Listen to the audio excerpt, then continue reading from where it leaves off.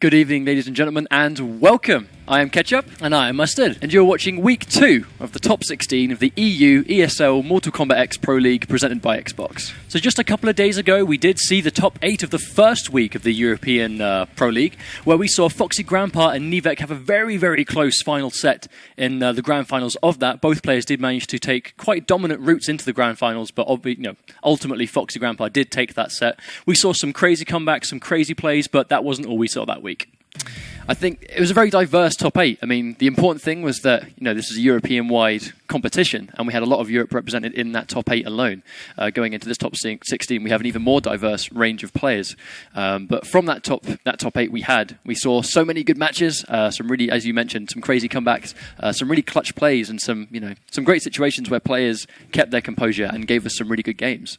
Well, it was all about, it was the first week, so we did expect to see some nervous plays, some combo drops, that sort of thing, but a lot of the players, especially in sort of the later stages, we saw some just really good gameplay and some really tight execution. But that was week 1. We are now going into week 2, where yet again there is a weekly prize money of $1,000, which will get split up among the top 8 today. But that's not the most important thing, is the placement points. That is what the players want to be earning, because the top 5 placement point earners throughout the entirety of the first league will be sent to the Burbank finals on July 11th, where they'll be playing out for a minimum of $50,000 prize pot. These tournaments do start every Sunday, and they'll play through until top 16, which are then broadcast on Wednesday, where you'll be able to watch them just like this, and maybe even you can get on these streams as well. If you want any information on where you can sign up, follow the brackets, or see any regulations and rules for this tournament, do visit esl.gg/MKX Pro League. And mortalkombat.com/who's next to find more information about this league. Much like our last show, though, don't think that the players are going to be walking away with stuff. They're the only ones tonight. You at home using Twitch chat can use our prediction point system. That's simply done by doing !predict, followed by the points you'd like to spend, followed by the player you think will win each set. Everyone will start with 10 points, so spend them wisely, don't waste them, and you increase your chance at winning a copy of the game on Xbox One. If you want to stay up to date on this tournament and future tournaments, you can follow ESL Mortal Kombat on Twitter and NetherRealm on Twitter, ESL Mortal Kombat and Mortal Kombat on Facebook, and ESL and MK Community Manager on YouTube. So as we said before, there is $1,000 to be won today, so let's have a quick look at how that's going to get broken down between the top places today. So as just like it was last time, first place will take $500, second place will take $300, and then respectively third and fourth will take $100. But as we've said so many times before, that is not the most important thing. The important thing is the placement league points. So first place will be walking away with 100 points, second place with 75, third and fourth 50, and it goes all the way down until top 32, which will then earn 5 points. As you can see, it is all to play for today. It's a very important time for these players, no doubt about it, but we had a very interesting week 1, and for those that may have potentially missed the competition or really didn't quite catch some of the matches, then we've put together a little sort of top 5 plays video for you to check out to really see what the level of competition is right now. So let's check it out. Peggy 18. Here are the top 5 plays from Week 1 of the ESL MKX Pro League. Number 5, the corner trade between Sonic Fox and Rio.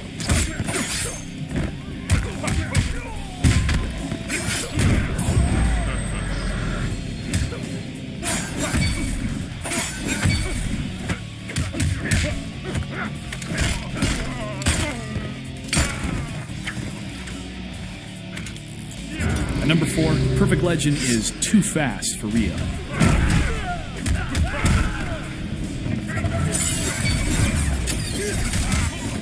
At number 3, Rio gets his revenge.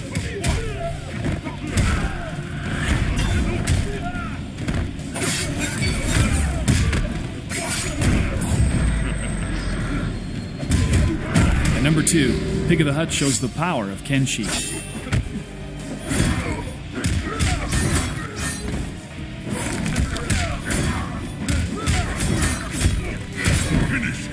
And at number 1, Jinky Dink puts bread in the corner.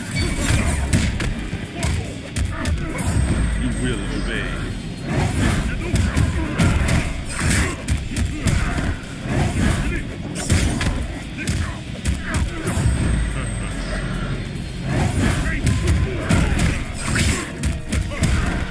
Tune in to the ESL Mortal Kombat X Pro League, presented by Xbox. So there's some very strong play from the North American side of the top, the ESL Pro League that we're about to see. If you want to check those guys out, make sure you stay tuned after Europe is finished to make sure you can watch those too. But we're not watching North American play right now. We're watching European play, and I'm really, really excited to see what Top 16 brings today. I mean, we have some fantastic players coming into this. We have Master VHD, who made Top 16 last week, who is now, we can watch his game today when he's coming up against Fasol, who was another player we saw in the top 8 last time, doing some really good Buzzsaw Kung Lao and some really good Katana play as well. But that's not the only players we're going to see here this week. I think the interesting thing for me here is that we have players like Mitsu Owens, who was one of the finalists for the ESL preseason with a very dominant Scorpion that time. We have players like Euphemism, people like Mr. Aquari, who we have seen in the preseasons but haven't had a chance to shine in the actual season now that's begun. We have players, returning players. We have people like a Foxy Grandpa, we have Nivek. These guys are back and they are raring to play. They want those points and they want that cash prize. But it looks like our first match right now is going to be Fasol versus Master VHD.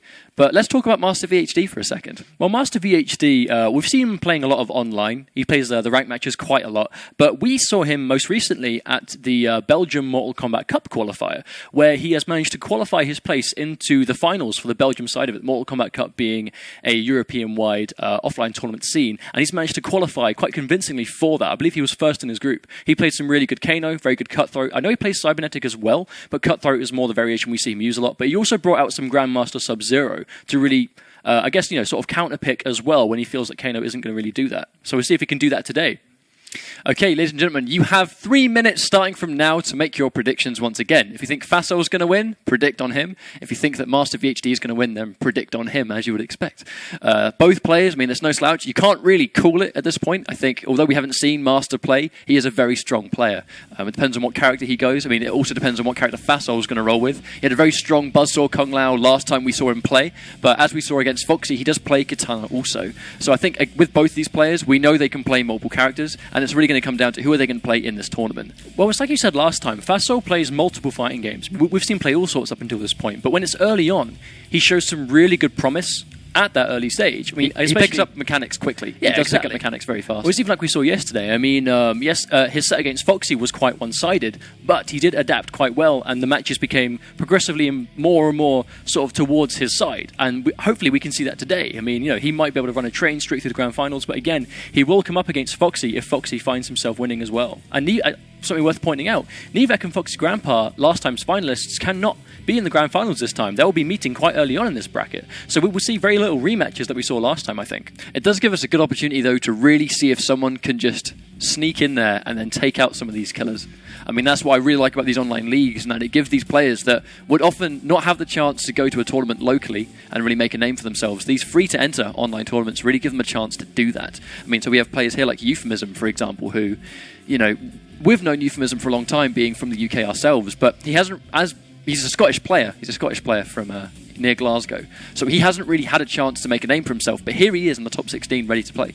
Well, that's what I mean. It gives players this opportunity to really show what they can do on a more comfortable scale to them as well, because obviously you can just do it from your home, wherever you happen to play. But again, we see players like Tough Gong is here again. We're seeing Pulsar again. So a lot of returning players are managing to keep that consistency, which again will always result in those really important league points adding up and giving them that really good chance at being sent to the Burbank finals, because that's something that everyone who takes part wants. That is what you enter for, is because you want to go to those finals, you want to stand a chance to win that. Again, minimum $50,000. That's what they're here for. So we'll see if they can do it. I don't think, who doesn't want to be on the world stage? You want to be part of that 16 best players in the world, proven. You're not going to be able to breeze your way through to this position. You have to take out so many players every week to reach that point.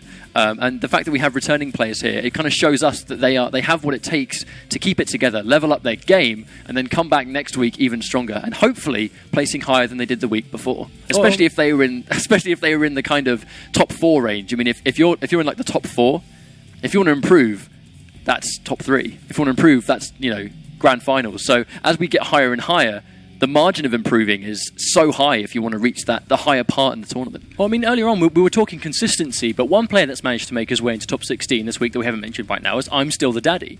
Absolutely. He is a world-class Street Fighter player, but here he is playing Mortal Kombat, managing to get his way to top 16 this week. He entered the majority of the preseason cups and did very well in them. I believe he made it all the way to semi-finals in one of them as well. And he plays Takeda, he plays Kung Jin. He managed to get third place at a recent Combat Cup qualifier event in the UK using multiple characters. So we have these other players that are coming to this game with those fundamentals that they've acquired over the years of playing fighting games, applying that to Mortal Kombat X, and again, here they are in the top 16. So hopefully we get to see him play not too shortly. I think we have a nice, as I've mentioned before though, just sort of the variety of players. I think that's what really excites me, is that we have loads of different areas represented in this tournament. Well, it's not just multiple countries, it's multiple games. Like, Exactly. people are really coming together to play this game with this opportunity. I mean, many people really considered, I'm Still the Daddy to be, he was the best Street Fighter guile player in Europe. He had a lot of success with that game, and he's picking up a new game, and like many of these players, their ability to pick up a game quickly with these early game tournaments to really sort of just show that they're here to play, and they want those points. But it's also That's what they character want. picks. It's also down to character picks. I mean, like I said before, we saw I'm Still the Daddy playing Bujitsu Kung Jin last time we saw him playing competitively.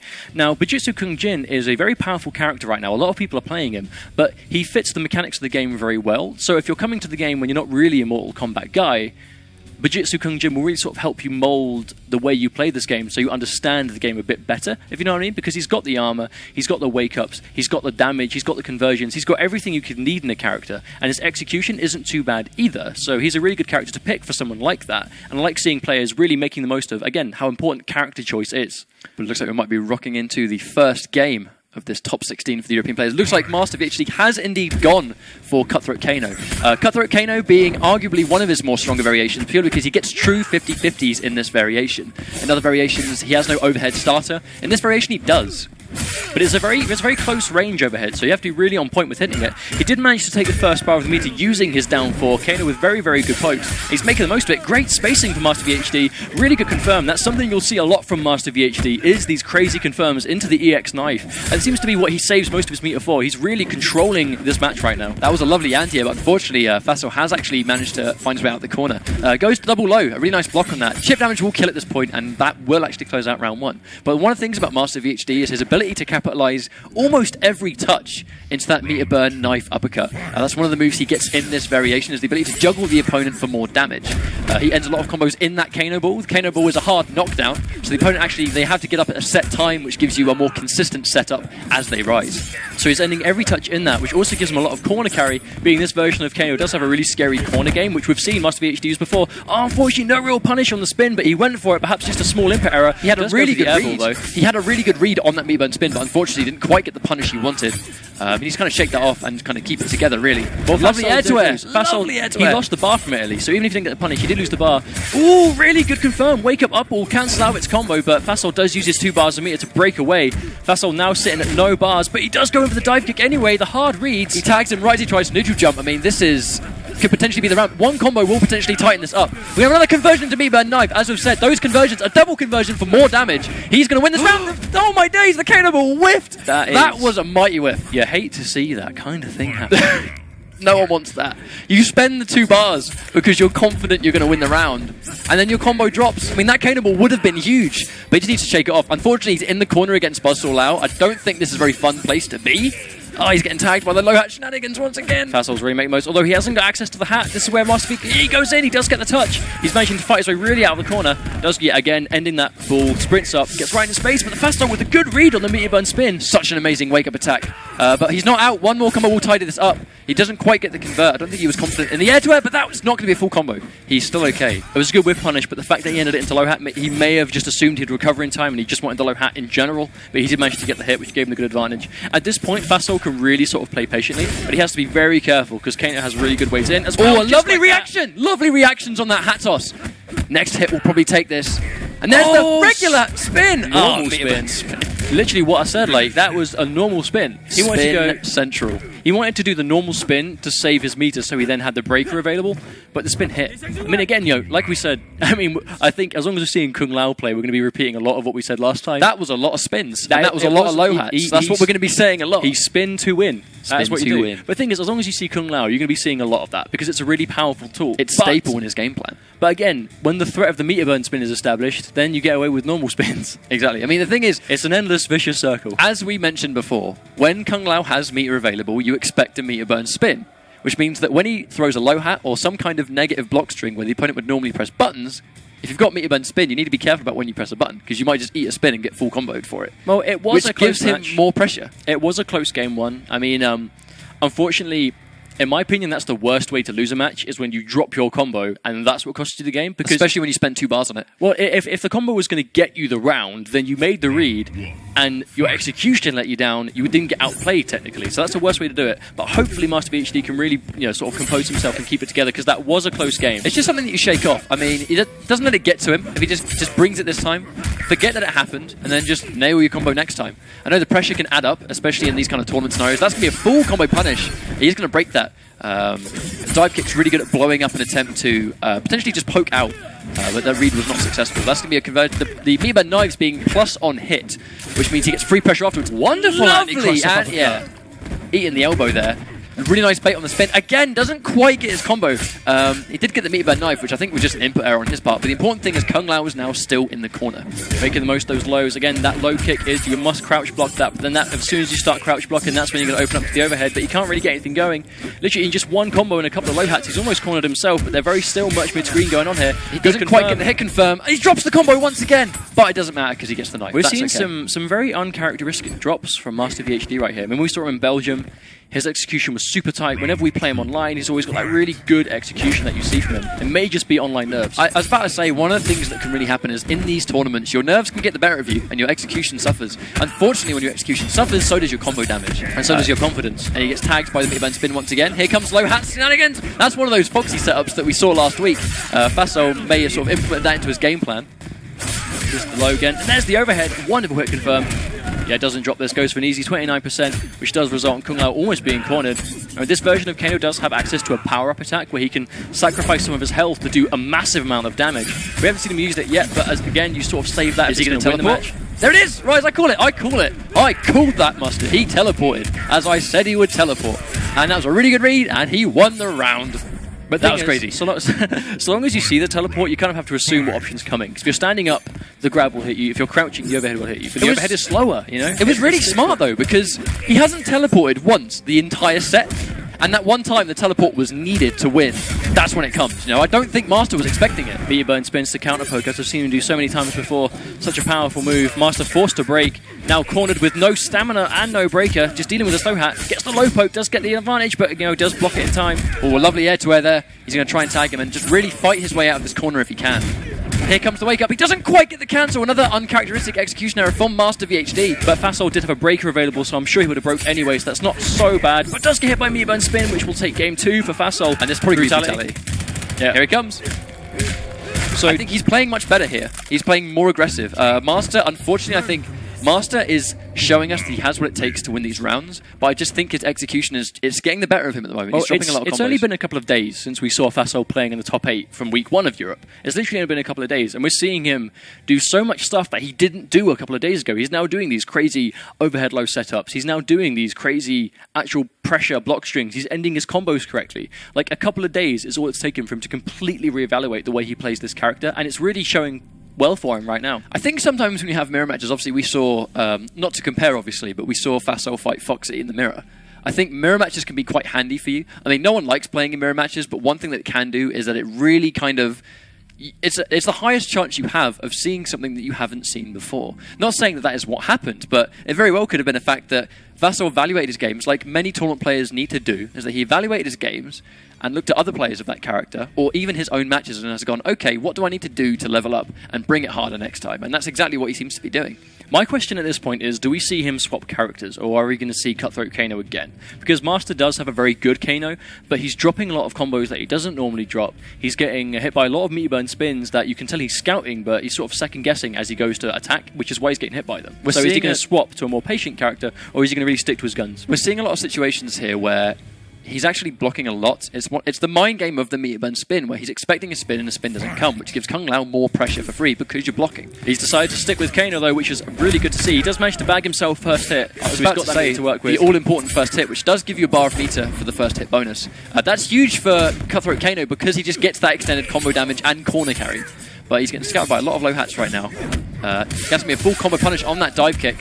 See a beautiful punish. Does break, but he decides to break after seeing him use the meter. Perhaps that was on reaction. That would have been a very good play if not. Does manage to get the hit himself, though, 29%, just like that, and he walks him all the way into the corner. Tags him by the low. That's going to be a full combo sequence, and that will tighten up that first round. Master VHD is back. Why was this so dominant? Because he didn't drop a single combo. If he keeps this up, he should be fine.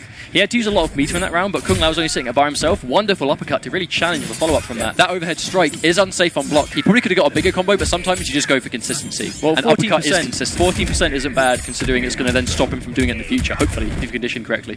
Vassal does go with a spin finish. Normally you see Kung Lao's go into a hard knockdown from there to really, know what time they're standing up. But, Vassal has his own way of playing, which is working out really well for him right now. Goes to the overhead this time. He cornered himself with the teleport, though. I mean, it depends on how he's going to fight here, but another meter bend spin, not scouted, unfortunately. I mean, like I said, the mind game, that's going to be a lovely wake-up attack, but it doesn't quite get the convert. I mean, 8% is better than dropping it entirely, but that's going to be a good throw, keeping him in the corner. But he has got a bar, he's got to be careful for those spins. I'm seeing one bar from Vassal, which I immediately think meter burn. Oh, uses the frame advantage. Match is impressing buttons. Certain he's going to spin. He has no chance to. A really smart back away. Don't even give him the chance to spin. Just back away and leave yourself safe. That was a really good call from Master. This is what you want to see. You want to see players immediately adjusting. He said to himself, okay, right, I am losing these matches, but I'm getting the plays, I'm making the reads. What is letting me down? My execution. What am I going to do? Tighten it up, and that's what he did, and he just won game 3. But I think that smart stuff at the end there, when he had Kung Lao in the corner, and he could have gone in. He could have gone for those 50-50 strings. But he saw the bar. But he risked eating another meter burn spin, which he was eating the whole set. He goes, why don't I just separate myself and get a knife to finish it out? Because you're expecting Kano to go in. When you get knocked down by Kano, especially Cutthroat Kano in the corner, and it's a hard knockdown, you expect him to go in and go for a string, which will just complete the pressure. Well, the thing is, what really won him the round was the use of the meter burn knife, because the knife toss in Cutthroat by itself is safe. It's -6, I believe, which, all intents and purposes in MKX, is a safe move for the most part. However, the meter burn knife is like +10 on block, which means that for 10 frames when you block that move, the opponent's stuck, they can't move. So if they do anything other than block, and you then attack while they're stuck in those plus frames, your attack is just going to hit them out, and that's exactly what happened there. He caught Vassal pressing buttons when he was minus on block, and he got completely hit for it, which is what turned the round. Looks like Vassal is going to be sticking with his guns, going Buzzsaw Kung Lao. I don't see why he changed. Exactly. I really don't see why he changed. It very much was not a situation where the character let him down. It was just Master making good reads and capitalizing on every touch. So we're going to go into game 4, where we may potentially see Master bring this back. I would love to see him bring it back, because I'm always hyped watching Kano, but more for the first 3-2 set, which we may have potentially seen. Well, Vassal's doing well for himself right now. I'm happy he's stuck with Kung Lao. There's no way it was the character's fault that he lost, and he has acknowledged that. But he's got this corner pressure, and he's already sitting on a full bar. But once again, though, Master scouting that spin, but is unsuccessful in the read, but does get a really nice interruption. And again, here comes a meter burn spin. Something that he's trying to bait, but when he baits it, it doesn't come. And when he goes in, it comes. It's that true, almost 50-50 style of, is it going to come or is it not? He dropped. Vassal did go for a meter burn spin and a breaker, so he went from 3 bars to nothing just as quickly. He's already built 1 bar back. Unfortunately, Master does drop a combo, which again has resulted in all this pressure that he's now having to deal with. He's getting tagged by basically everything, and it is match point Vassal. Unfortunately, there was a lot of exchanges there that just all went to Kung Lao. They weren't big damage, but it was the fact that he was building meter when he blocked, and it's just constant damage that you take if you guess wrong on these 50-50s. Is a meter burn spin going to come? That's the question. He's baiting it again, it doesn't come. He knows. It just seems like every time he's trying to scout the spin doesn't come, and every time he goes in, the spin comes. Like, I think Vassal's reads on this teleport has just been, the spin has been pretty immaculate. And again, no, the one time, right as I say it, one time he doesn't block, he gets tagged by a meter burn spin. He's got a bit of a mountain to climb here, but he does get the hit. Will he be able to confirm? Vassal's reads on that spin has just been so good from start to finish. Goes for the overhead, does nice eat a jump dive kick for makes it, the though. overhead whiff. This is a tense. One more. Oh, one more hit will take this. He's got two bars. Oh, Another that's so low. risky. Lovely. He's got to break this. He's got to break. This is a really good situation for Master to be in. He's now with Kung Lao with no meter, but he does get tagged by the low. He's got to block this. Doesn't block. Oh, No, that's going to all it take it. took. Unfortunate, but he had it going. It was just unfortunate that at that point he had taken so much damage. It was difficult for him. I mean, he has the armor on the wake up Kano ball, but even if he armored with the Kano ball, then it wouldn't have really put him in a better situation. Well played from Faso. Well played. It was a fantastic set. I was really happy to see both players managing to take rounds off each other, but especially considering it's Kano. It's the first time I've seen Kano in the European side of this. I mean, it's a shame that he effectively did let himself down with those combo drops, but again, that's the sort of thing that you want to see players watching their matches back, analyze and go, okay, what did I do wrong here? They can watch that and go, okay, right, I need to do this better next time, that better next time. And I'm certain we'll be seeing Master VHD back in this top 16 very soon. But the guy's been consistent in these pre-season cups. These pre-seasons, Master's been in pretty much all 4 of them, and he's placed highly in all 4 of them. And he did actually make top 16 for week 1 too. He just didn't make it into top 8. Unfortunately, history will repeat itself for now. But Master he's been consistent this whole time. As we've mentioned, he is one of the guys that's qualified for the Belgian side of the Mortal Kombat Cup qualifiers. So this guy's no joke. He's got a really solid Kano. He's stuck with his guns, although we have seen him play Sub-Zero. He's stuck with his Kano, and he made some adjustments. But I just think in the end, the meter burn spin and scouting it, but it never came. And then the second he went in, he got hit by it. Like that's just what happens when you fight Kung Lao, man. On that spin. So strong. But that's it, Fasol really made the adjustment himself. He did well. And now we're seeing a lot stronger play from him than we saw a few days ago. And even then, he lost to Foxy, who ended up winning the whole thing. So it wasn't like he lost to a bad opponent. But here he is, again progressing on, earning himself more points and one step closer to earning some money as well.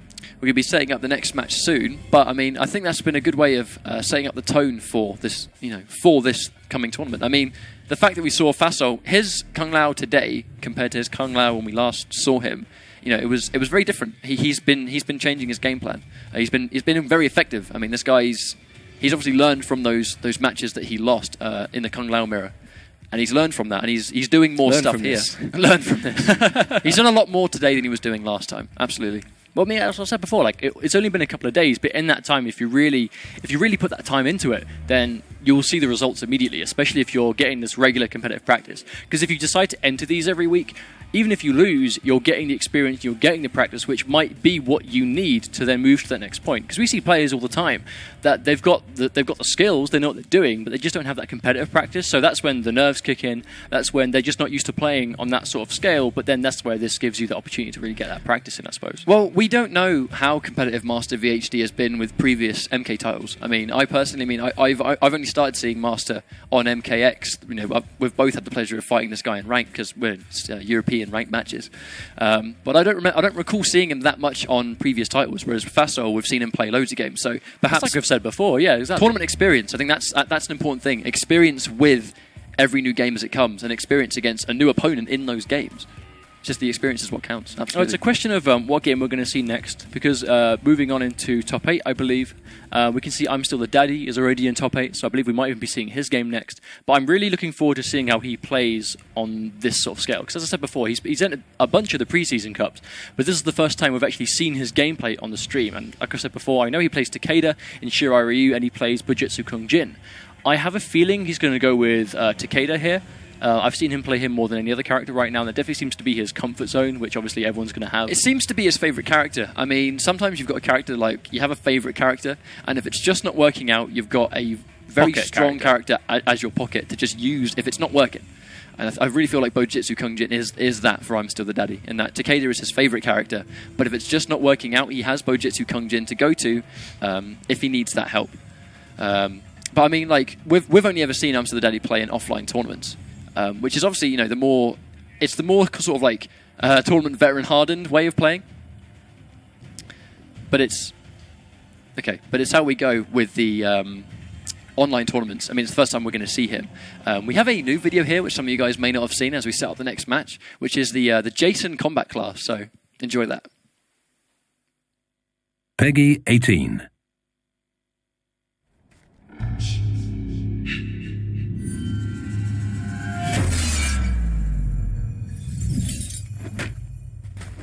Jason Voorhees, the iconic slasher from the silver screen, makes an appearance in Mortal Kombat X. His 3 variations cater to players who love decimating their opponents with command grabs and terrifying specials.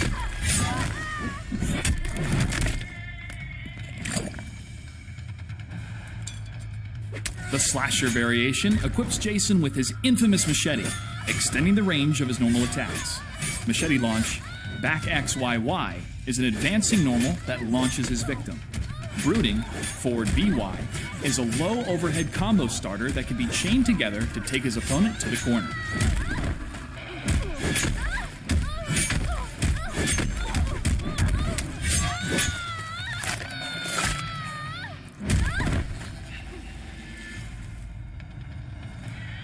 In the unstoppable variation, Jason gains the special move Rise, down down B, granting him temporary healing over time. Another special move, Punishment, down down A, increases his damage for a short duration.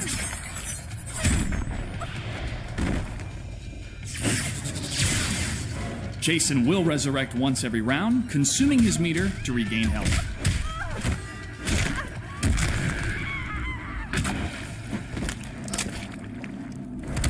The Relentless variation gives Jason a set of special moves to trap and stalk his next victim. Pursuit, down down A, temporarily prevents the opponent from dashing, running, and reverses their controls. Lake Mist, down back Y, teleports Jason behind his unsuspecting foe. Because this variation is focused on close-range command grabs, it's best to activate Pursuit and Killing Machine after you've knocked your opponent to the ground. Killing Machine is available in the Slasher and Relentless variations. At the cost of being briefly incapacitated, this special move gives Jason unflinching armor for a short time. The goal of Killing Machine is to end the combo in a hard knockdown. When the buff runs out, Jason will be vulnerable for a couple seconds, but time it right to avoid being punished. Jason imparts the true meaning of horror with his X-ray finisher.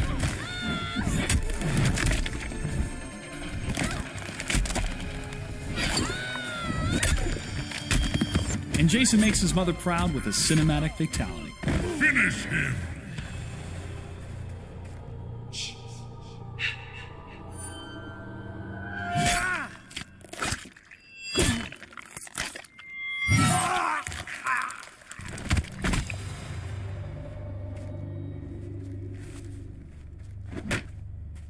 Jason wins. Enjoy the horrifying Killing Machine, Jason Voorhees. And tune in to the ESL Mortal Kombat X Pro League, presented by Xbox. Hello and welcome back to the ESL Mortal Kombat X Pro League, presented by Xbox. Looks like we're going to have our next match very soon. I'm quite excited for it. We're going to be seeing I'm Still the Daddy versus Mitsu Owens. This is a match that we've seen before in the pre-seasons. I believe last time Mitsu Owens won this set, but I believe it was 2-1. I'm not sure, but I believe it was 2-1, so I predict this could be quite close. I think it's the player's ability to adapt, though. I mean, like, when we last saw Mitsu Owens play, he was playing Scorpion. We don't know if he's going to be using Scorpion again. He might have another character. But if he was dominant in the preseason and managed to make it into one of the grand finals against Nivek with Scorpion, then, you know, it would be surprising for him to change character when he's done so well with that character beforehand. I'm Still the Daddy, as we've mentioned before, for those that may have just joined us, is a world-class Street Fighter player making his way into Mortal Kombat X. Pretty much Europe's best guy, I hear a lot of people say. And this guy is no joke. He's been playing for a long time. He's been playing a lot of fighting games for a long time, and here he is in Mortal Kombat X. Plays Takeda, and he also has a pocket Kung Jin when he seems to need it. But this guy knows how to play, and he knows how to play fighting games in general. I mean, he takes fundamentals from those games he plays in the past and just transfers it into every new game, and, you know, as the evidence shows, he does very well. Well, the thing is, you know, I mean, we see him playing this game literally every day. Every day he's practicing, he's training. He does this a lot, I mean, as you'd expect when you play games at that level, especially fighting games. But it's not only that, he's also got the competitive experience. I mean, he's travelled the world for fighting games at this point. So it's going to take quite a lot to get this guy riled up. It's going to take a lot to get him nervous. So I expect we're going to see some really, really tidy play here. I mean, it looks like Mitsu Owens will be going to Scorpion in the Inferno variation, which, as I said before, we've seen him play before. So I think if we see Takeda versus Scorpion, or even Bujitsu Kung Jin versus Scorpion, it's a question of how will Daddy be able to deal with that vortex that no doubt Mitsu Owens is going to enforce. Inferno Scorpion's dangerous. I mean, we haven't seen it yet in this European side of the tournament. He's a very popular character online. No doubt a lot of you have played Inferno Scorpion once or twice before. I think it's a safe bet to say, you know, once or twice perhaps. But I mean, this character, he transfers the way he wants to play, but at the same time gets a lot more damage for his Vortex. He can get more combo damage for no meter. He gets counter zoning. He can zone people somewhat with the minion that he gets access to. It increases his combo damage, and it just makes his whole game plan stronger, really. It kind of just makes everything stronger. Well, I mean, I think as long as we see him enforce these things that Inferno Scorpion has, then he's going to stand a really good chance at winning this. Because at the end of the day, if you've got a character that can put the opponent in a vortex and it becomes a guess, anyone can win that match. So if you've got a good player, 50-50. Yeah, if you've got a good player behind that 50-50, then it makes it even more difficult to deal with. Looks like we are going to be going straight into this match now. Looks like I'm Still the Daddy's decided to go with Raiden in a very surprise pick from him. Very surprising. Thunder God, no doubt, as well. Looks like I'm Still the Daddy has his microphone plugged in also. But I mean, so this is gonna, as we saw here, this is going to be the combo damage that he gets access to. From full screen, he gets access to those, the overhead dive kick and the low grab. As we saw there, I'm Still Daddy actually using the Superman dive on reaction to it. This will be a full combo in the corner. That's be a lovely conversion. Oh, wake up into minion. Very unorthodox, but seemed to work out for him. There we go, Mitsuo's really putting in this token Scorpion pressure, really showing some good execution. Goes in the restand. Ooh, does guess wrong on the 50-50, but has a break to really save himself. Always something you really have to respect. If you've got a Vortex character, if they have a breaker, you will see some real risky play. Oh, wake-ups all over the place, but both players getting hit by them. And that's an interesting read on the Superman, but unfortunately doesn't quite pay out for him. But as we saw there, just a lot of things that Inferno Scorpion has, or Scorpion across all variations, are these 50-50 situations. And contrary to having a lot of characters having it in the corner, he gets it basically everywhere, especially after a teleport lands. Well, Mitsuo's does teleport his way out of the corner. I mean, something you have to do, because if Raiden gets you in the corner and you're blocking, he's got 50-50s, but his do 50% damage and yours don't. That's going to be a nice conversion into that restanding situation where he does get the free mix-up. Gets tagged, again, that's an overhead. It gets a nice read on that wake-up, doesn't, again, pay out for him. This can be a full conversion into a spear, which is no doubt going to restand him once again. And, he does nothing. Delayed grab. Very interesting stuff. Well, it's a very good go-to option, especially when Hellfire Scorpion... Oh, and we have a... Mitsuo's with a disrespect. We have some disrespect here from Scorpion. Oh, blimey. And the fatality, okay. Probably the most disrespect we've seen so far, I imagine. I don't think that's arguable, to be honest. I don't think I'm Still Daddy's going to take it. I think he might... We've not seen him use Raiden before. I don't know whether he was testing the waters with Raiden or whether he's going to go back and change Problem characters. is, right, and this could very well happen. It might not, but it could. I'm Still the Daddy has been playing fighting games for a long time, and if he's trying to rile him up by doing this, by showing that disrespect, it's not going to happen, realistically. So if this then turns around and I'm Still the Daddy wins this, that's just something that you've then got to hold, really. I suppose. Exactly. To the viewers at home. I respect that. I respect the confidence. Hey, hopefully it pays off. Man's confident. He's good to go. But we are going to see, he's gone back to character select. He's sticking with Raiden again by the looks of things. I mean, as I said, I think it's going to be a matter of, if you keep changing character after character after character, it's hard to adapt to a certain character, because if you stick to one fighter and you're struggling with a matchup or whatever, if you stick with a character, it's easier to learn what you can and can't do, rather than if you change character, then that thought process has been completely refreshed from the beginning once again. Oh, it's like we said last time. I mean, character loyalty shows a lot. I mean, Foxy Grandpa with his Kung Lao Nivek, with his Raiden, we saw a lot of strong play there. And Mitsuo's, I've only ever seen play Scorpion, so he's put a lot of time into this character, but he does lose first hit. Worth observing, actually. Mitsuo's has changed variation. He's no longer in Inferno. I'm not sure if that is allowed to do, but he seems to have changed his variation after winning. But we'll see. I mean, he now doesn't have the minion zoning. He does have these swords instead. But it's really not working out for him, as he quite... Oh no, will he get the comeback? Will he get the comeback here? It's going to be much harder for him to make that comeback, because he's more sort of... I don't want to say honest as such, but he gets less true mix-ups off a lot of his touches. Ninjutsu gives him much better buttons. The forward two and the back two being very notable attacks. Unfortunately, he does quite a drop his combo as well. But we're going to see I'm Still Daddy in the corner and handle this situation right now. That's be a full combo. Unfortunately, not hit confirmed. That normally can be hit confirmed into a teleport into a full combo.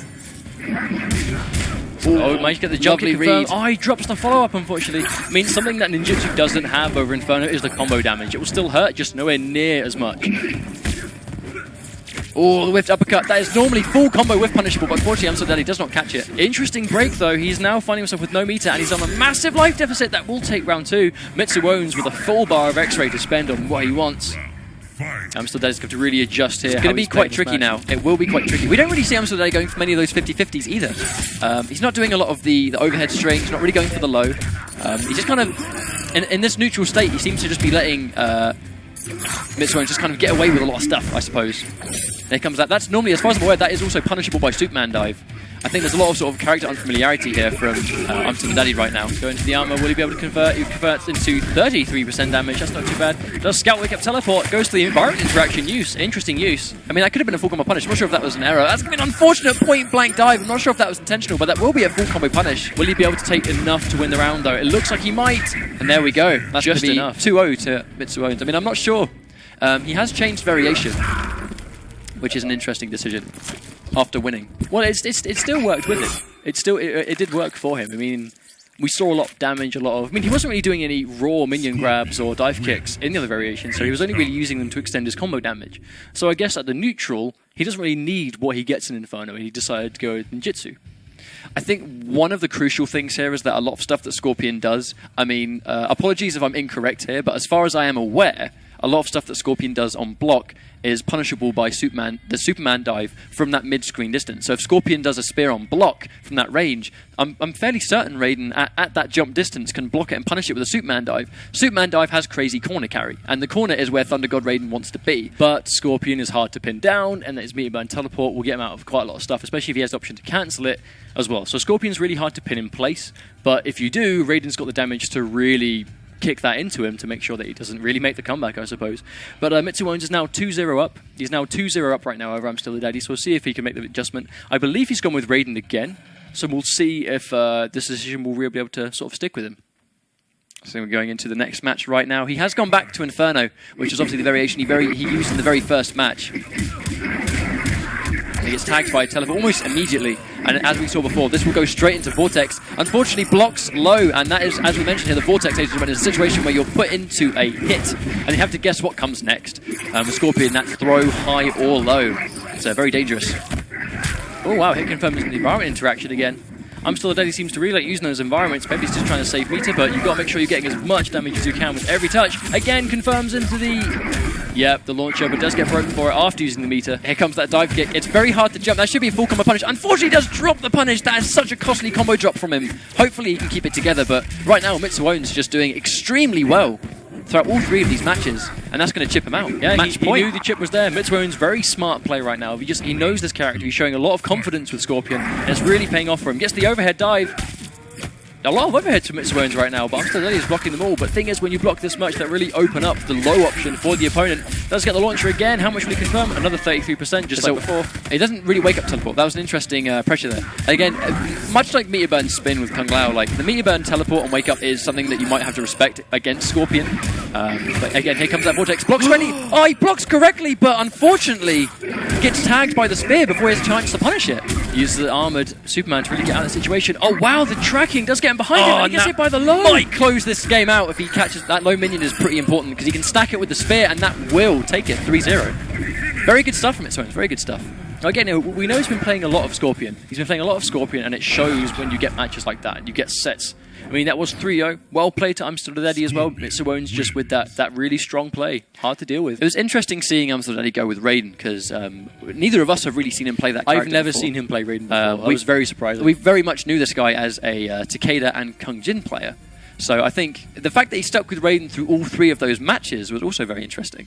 Well, it's a question of trying to get the experience, I suppose. I mean, perhaps he wants to play more of Raiden in future tournaments, and he's deciding, well, the experience I'm going to get with this character is the experience that counts. It's the competitive experience. If I can get good with him at tournaments, then that means that I'm then going to have that experience moving forward even more so than just playing online. I suppose, though, I mean, I guess if I were in his situation, and it was 2-0 down, and it just wasn't working out, he had a main that he could have gone to.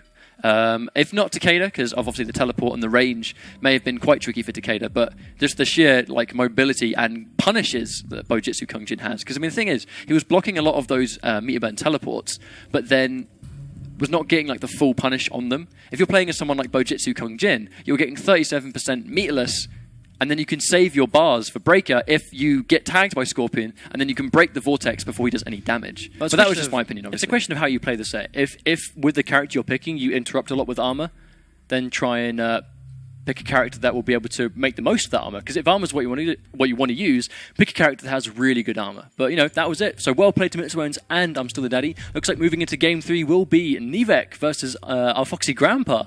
So the grand final set we saw mere days ago, we'll be seeing played out now earlier on in this tournament. I believe this is just it's just top 8 match before semi-finals. Top 8 match before semi-finals. So we're going to see a run back. Yeah, loser will go home with no money at this point. I mean, it's interesting because it was a great set last time these guys played. I mean, obviously, Foxy took it 3-1, but by no means was that a dominant 3-1. In all 4 of those games that we saw played, apart from the first one where Foxy did lose, it was anyone's game. It was just the fact that Foxy just pulled it through and won the set. Well, I don't really know how this one's going to go. I mean, for those of you at home predicting, still make sure you're doing that. But for those of you predicting, this might be difficult because either player could win at this point. And those prediction points now could be the difference between a free copy of MKX and not getting one. It's quite tricky, though, because it's not long since the last top 8 that we saw. It's just been a couple of days. So it's going to take adjustment from both players. I mean, Foxy knows what he needs to do to win, but no doubt Nivek, as a tournament veteran really at this point, and a Raiden veteran too, I would be very surprised if he didn't look back at that set and realise what Foxy did to get the best of him in that set. And I'm certain we're going to see some adaptation here. I mean, I predict we're going to see Thunder God Raiden versus Buzzsaw Lao again.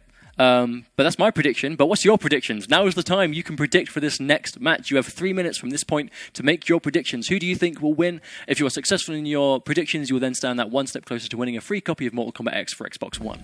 We saw some really cool stuff from Nivek the last time we saw him play. I mean, he had some really interesting setups with Meter Burn Lightning. He had some crazy comeback potential. We saw him make some ridiculous, like, almost full health down comebacks against Pulsar. And, He's been pushing his way through this tournament also, so it should be a really good set. I mean, I'm really looking forward to it. It's always great to see the sort of the UK and Greek guys collide because you always get good games out of those.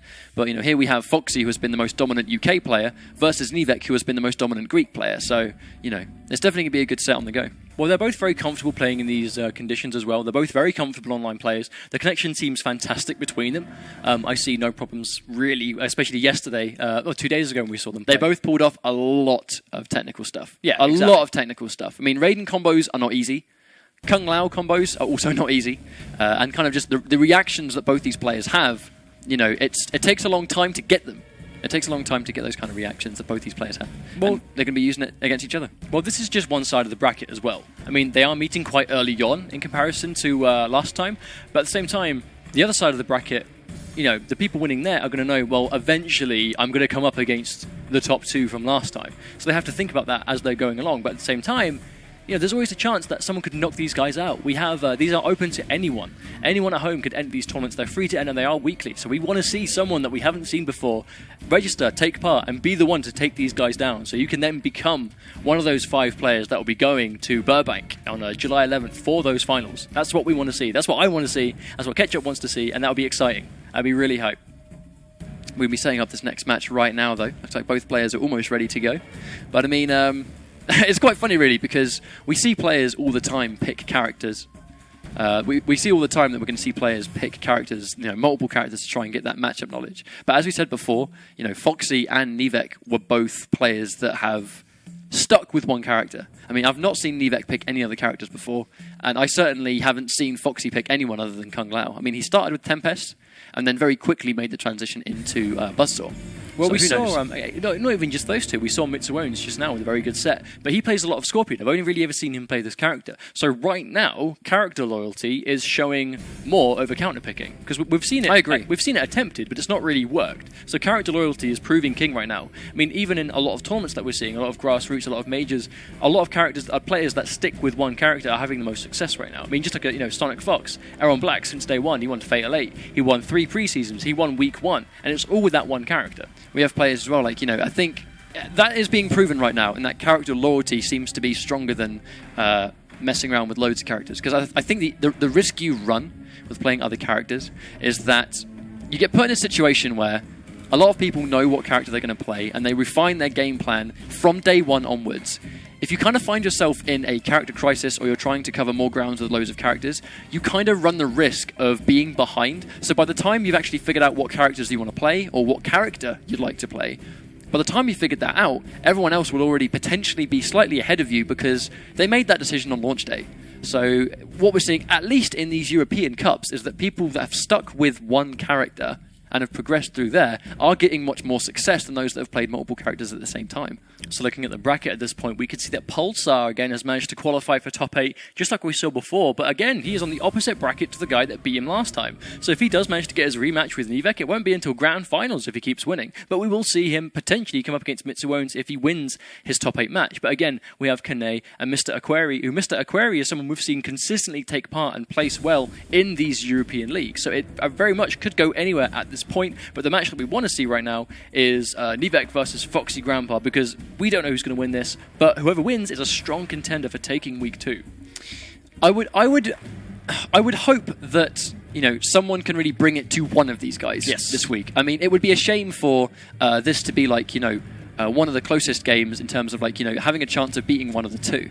I feel like if they have to fight each other this early on, they were so dominant last time. They were so dominant last time that you would hope that this isn't the set that kind of just defines this week. I really hope that someone on the opposite, seeing as they are on the opposite end of the bracket, that someone has a chance to avoid them until Grand Finals and then really hammer it in and then give us a really good set. Well, that'd be crazy, because right at this point, they both earned themselves a lot of placement points. Foxy Grandpa has won 100 league points right now for his first place, and Nivek has got himself, I believe, 75? I believe that's what it is, but it's for second place. Yeah, so second place, that's what Nivek's managed to bag right now. Either player that loses at this point is losing in top 8, where you get significantly less than that.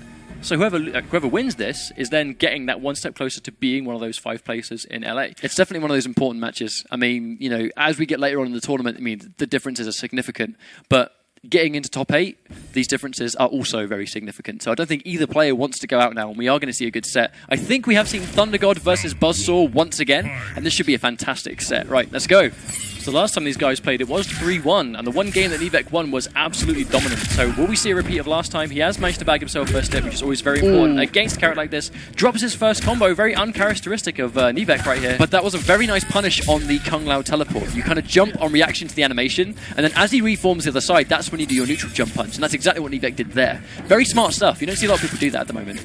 But both players kind of feeling each other out in this kind of neutral game where they're trying to stay out of range of each other's attacks, but in range of their own. That's the term footsies that we all like to use, where they're kind of bobbing back and forth, trying to get that magic string or that magic button on the go.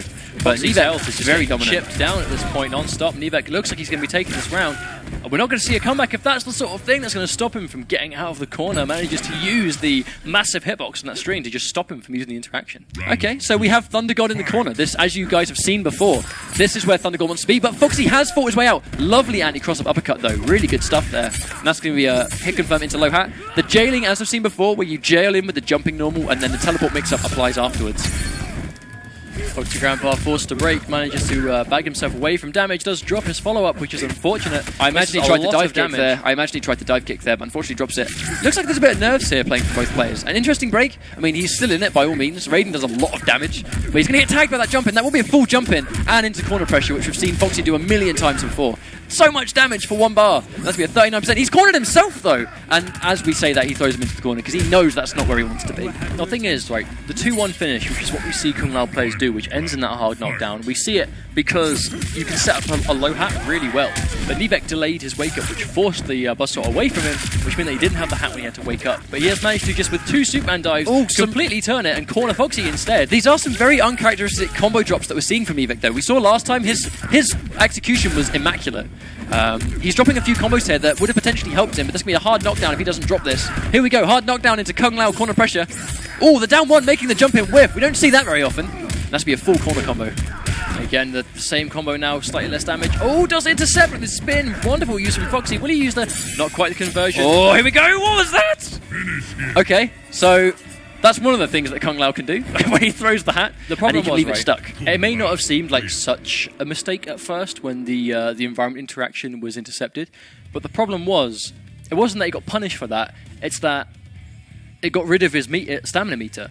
That's the important thing. You can't break. When he immediately got touched after that, he couldn't break. He couldn't get out of that combo. So that one play basically cost him the entire match. But it was a lovely read from Foxy. One thing we'll see him do quite often is he'll throw a low hat in the corner or something along those lines, and he'll just walk back. He'll throw a low hat because he expects you to do something. No one wants to just sit there and take block pressure in the corner all day, especially against Kung Lao. So one thing we see very frequently is that Foxy will throw a low hat and then just walk back. If you jump, he'll anti-air. If you press a button, he'll whiff punish you. If you do something like that, like environment interaction, he was ready for anything that Nivek would have done in that situation. I mean, by no means was that an extremely dominant game. I mean, Nivek is definitely in this, but, you know, will he pull it through? Will he finally be able to conquer him this time? Let's find out. Players are going straight back into it. As predicted, we have a rematch of Buzzsaw versus Thundergod. I doubt they'll change. I doubt they'll change characters. Here we go, here comes Low Hat. That Low Hat just doing such a good job of just checking the opponent. An interesting run in there, but unfortunately didn't quite pay out. But he hasn't lost much damage, so it's not too bad. Full combo punish though, not quite executed, unfortunately. You got to make sure you're punishing moves at this point in the tournament. If you're going to win, you have to make sure those punishes are on point. Uses 2 bars, quite an expensive combo here. How much will he get? 41% into hard knockdown. Wake up jump! Oh my days. I don't think he was expecting that to happen. Nivek building that meter. He is significantly down on life, but we saw him make comebacks just like this yesterday, and he has got the meter to work with. Wonderful use of the environment interaction to really avoid that. Does get it. Oh, not quite. I don't think he was ready for it to connect from that far away, unfortunately. I think he tried to run in for a string, but that wouldn't have connected. Lovely anti-air spin. An interesting break. I think he just wants this round. He's confident. That's going to be it, unfortunately. Sometimes at the end of a round, it is just better to take the round and go into the match with full meter. Unfortunately, because Nivek broke there, a comeback was unlikely anyway, and now he has less meter. Wonderful commit by Nivek. Really good read on whether Foxy was going to try and punish that string. But the thing is, you can waste meter all you want with Thundergod, but you're going to get it back. You're going to build meter faster than most characters. Oh no, does manage to convert. Yes, full conversion from the overhead. And that's going to be a restand. It unfortunately just does the lightning bolt slightly too late.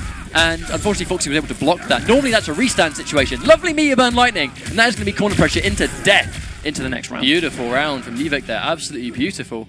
Manages to use perfect use of that meter burn lightning to really keep him in place. Interesting teleport, unpunished, but they're both in a good situation. Nivek almost in the corner once again, but he has got some meter to play with if he's going to armor. Speaking of armor, here comes a meter burn teleport from Lau, and he's in the corner.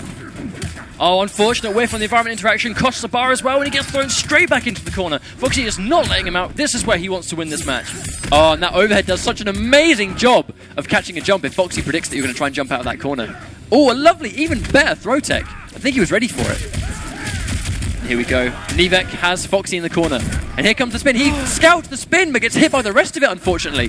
That is a very costly round. I mean, in situations like that where you make the read, but you let go of block too early, I mean, it can get to you quite a lot. Hopefully you can shake that one off. I mean, we've all seen it happen where you scout an attack, the attack comes, you block it, but then you get hit by the follow-up. We see it with Raiden's double overhead. We see it with Kung Lao's like string into low, where you block correctly, but unfortunately you just let go of block slightly too early, and that's what we saw there. But all it takes is that one split second of second guessing to result in that sort of thing happening. Foxy is now 2-0 up in this set, so will we see an adaptation from Nivek? I'm sure we will. He's very capable of doing it. We are now back into character select. As predicted, looks like we are going to see a straight-up rematch. But thing is, Nivek came back from a lot of health deficits. We've seen it before. We've seen it before. I don't want to sound like a broken record, but he made those comebacks. Like, this guy can do it. He's got it in him. He's got it in him. We just have to see him sort of bring that really to these matches. Because at this point, when you're at this point in a set and you're 2 matches down and all it takes is one more, you have to think to yourself, the other guy's got matches to go with, so he might not play as conservative, he might not play so calm and collectively because he knows he has those matches to spare. You've got some games to go. I mean, yeah. You can afford to be pretty risky, especially as Kung Lao. I mean,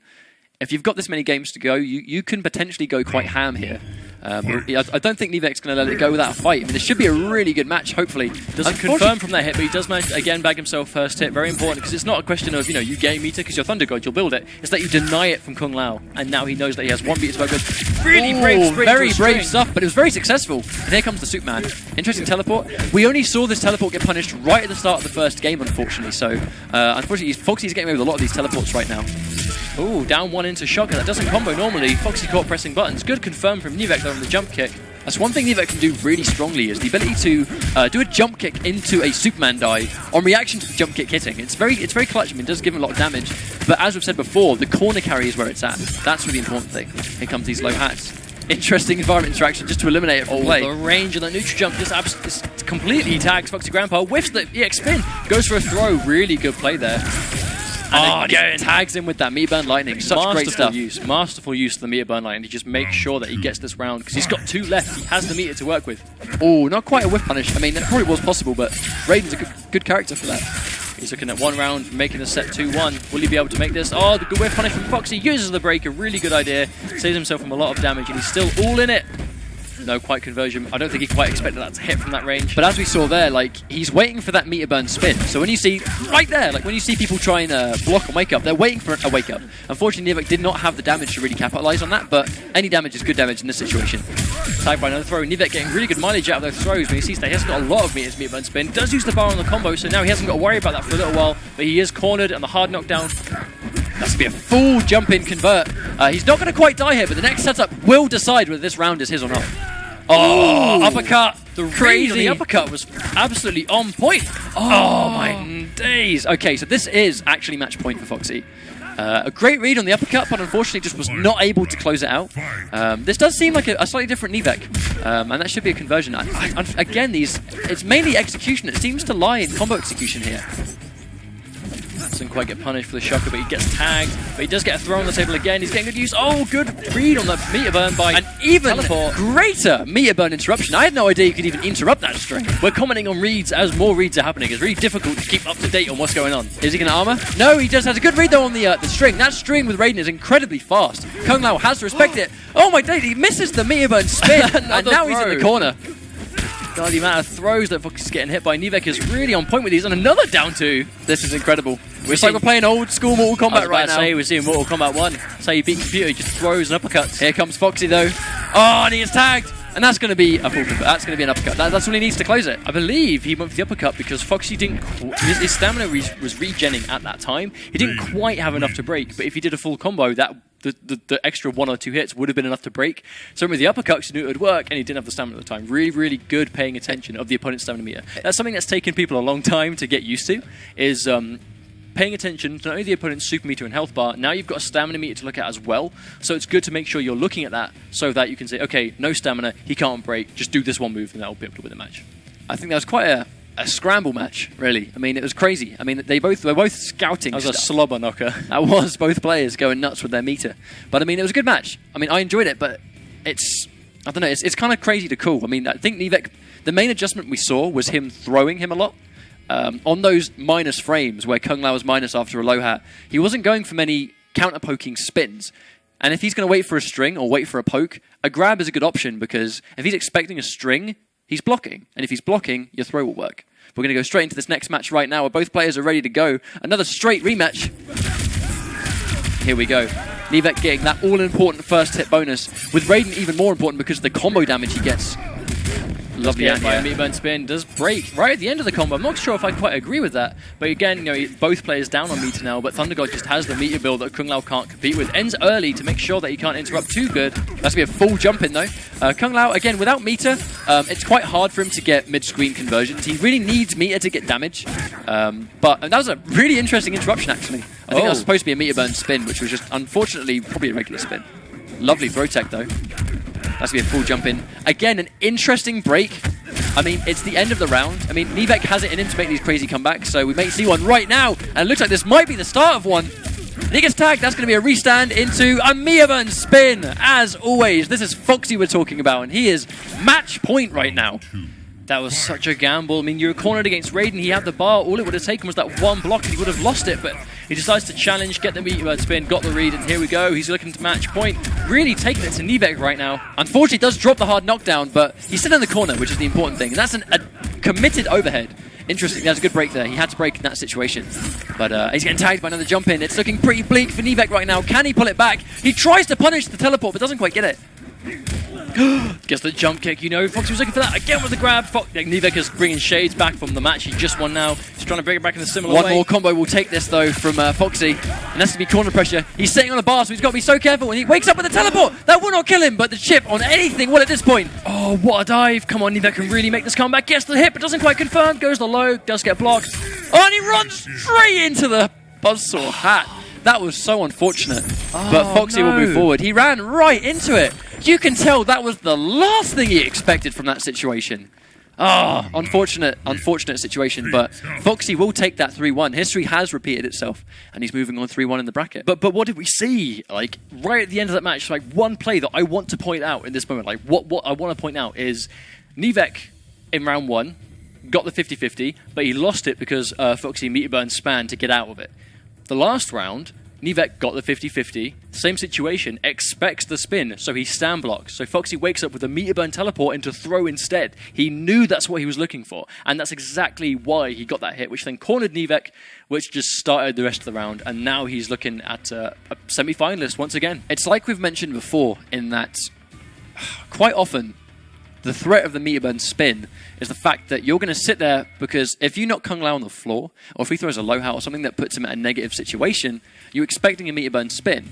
If you're expecting a meter burn spin, you can't lock this character down, really. I mean, like, if the threat of it is always there, then he can just go for back-to-back strings, he can go to back-to-back attacks, or he can do anything else. If he knows that you're waiting for the spin, you know, that's the last thing he's going to do, and he can get away with a lot more just because it's there. I get the feeling that as this league goes on, the more and more that we're no doubt going to see Foxy, that we're going to see these Kung Lao players, that we're going to see Fasol. If he decides to play Kung Lao, you know, as he keeps, because I'm sure both players are going to be able to keep qualifying. As we see Kung Lao, you're going to be hearing us say this a lot. You're going to be hearing us talk about the meter burn spin, the threat of it, the options. It's very dangerous. Because at no point is the meter burn spin not a threat if he's got bar, and that's just, it's something that you have to accept and you have to take on board whenever you fight this character. If he's got meter, it's an option to respect because it is so good. The meter burn spin is so good. It's very risky though. I mean, that's the thing. I mean, something that I hear from some players is that how can something that is so unsafe be called so strong? You know, they say the move is unsafe on block. As you can see, if you block the meter burn spin, it's a full combo punish, and with Raiden, that's like 50% damage. But it's always there. I mean, in that one situation we saw where Nivek had the corner sequence, and that next touch would have killed Foxy. If he blocked the meter burn spin, he would have won that game. But Foxy made the read, you know? And when you have him in the corner, and it's going against most characters where normally my 50-50 here is true, it's something they have to hold. And if they've got armor, sometimes I may even just chew through it, as Thunder God Raiden can chew through armor very quickly.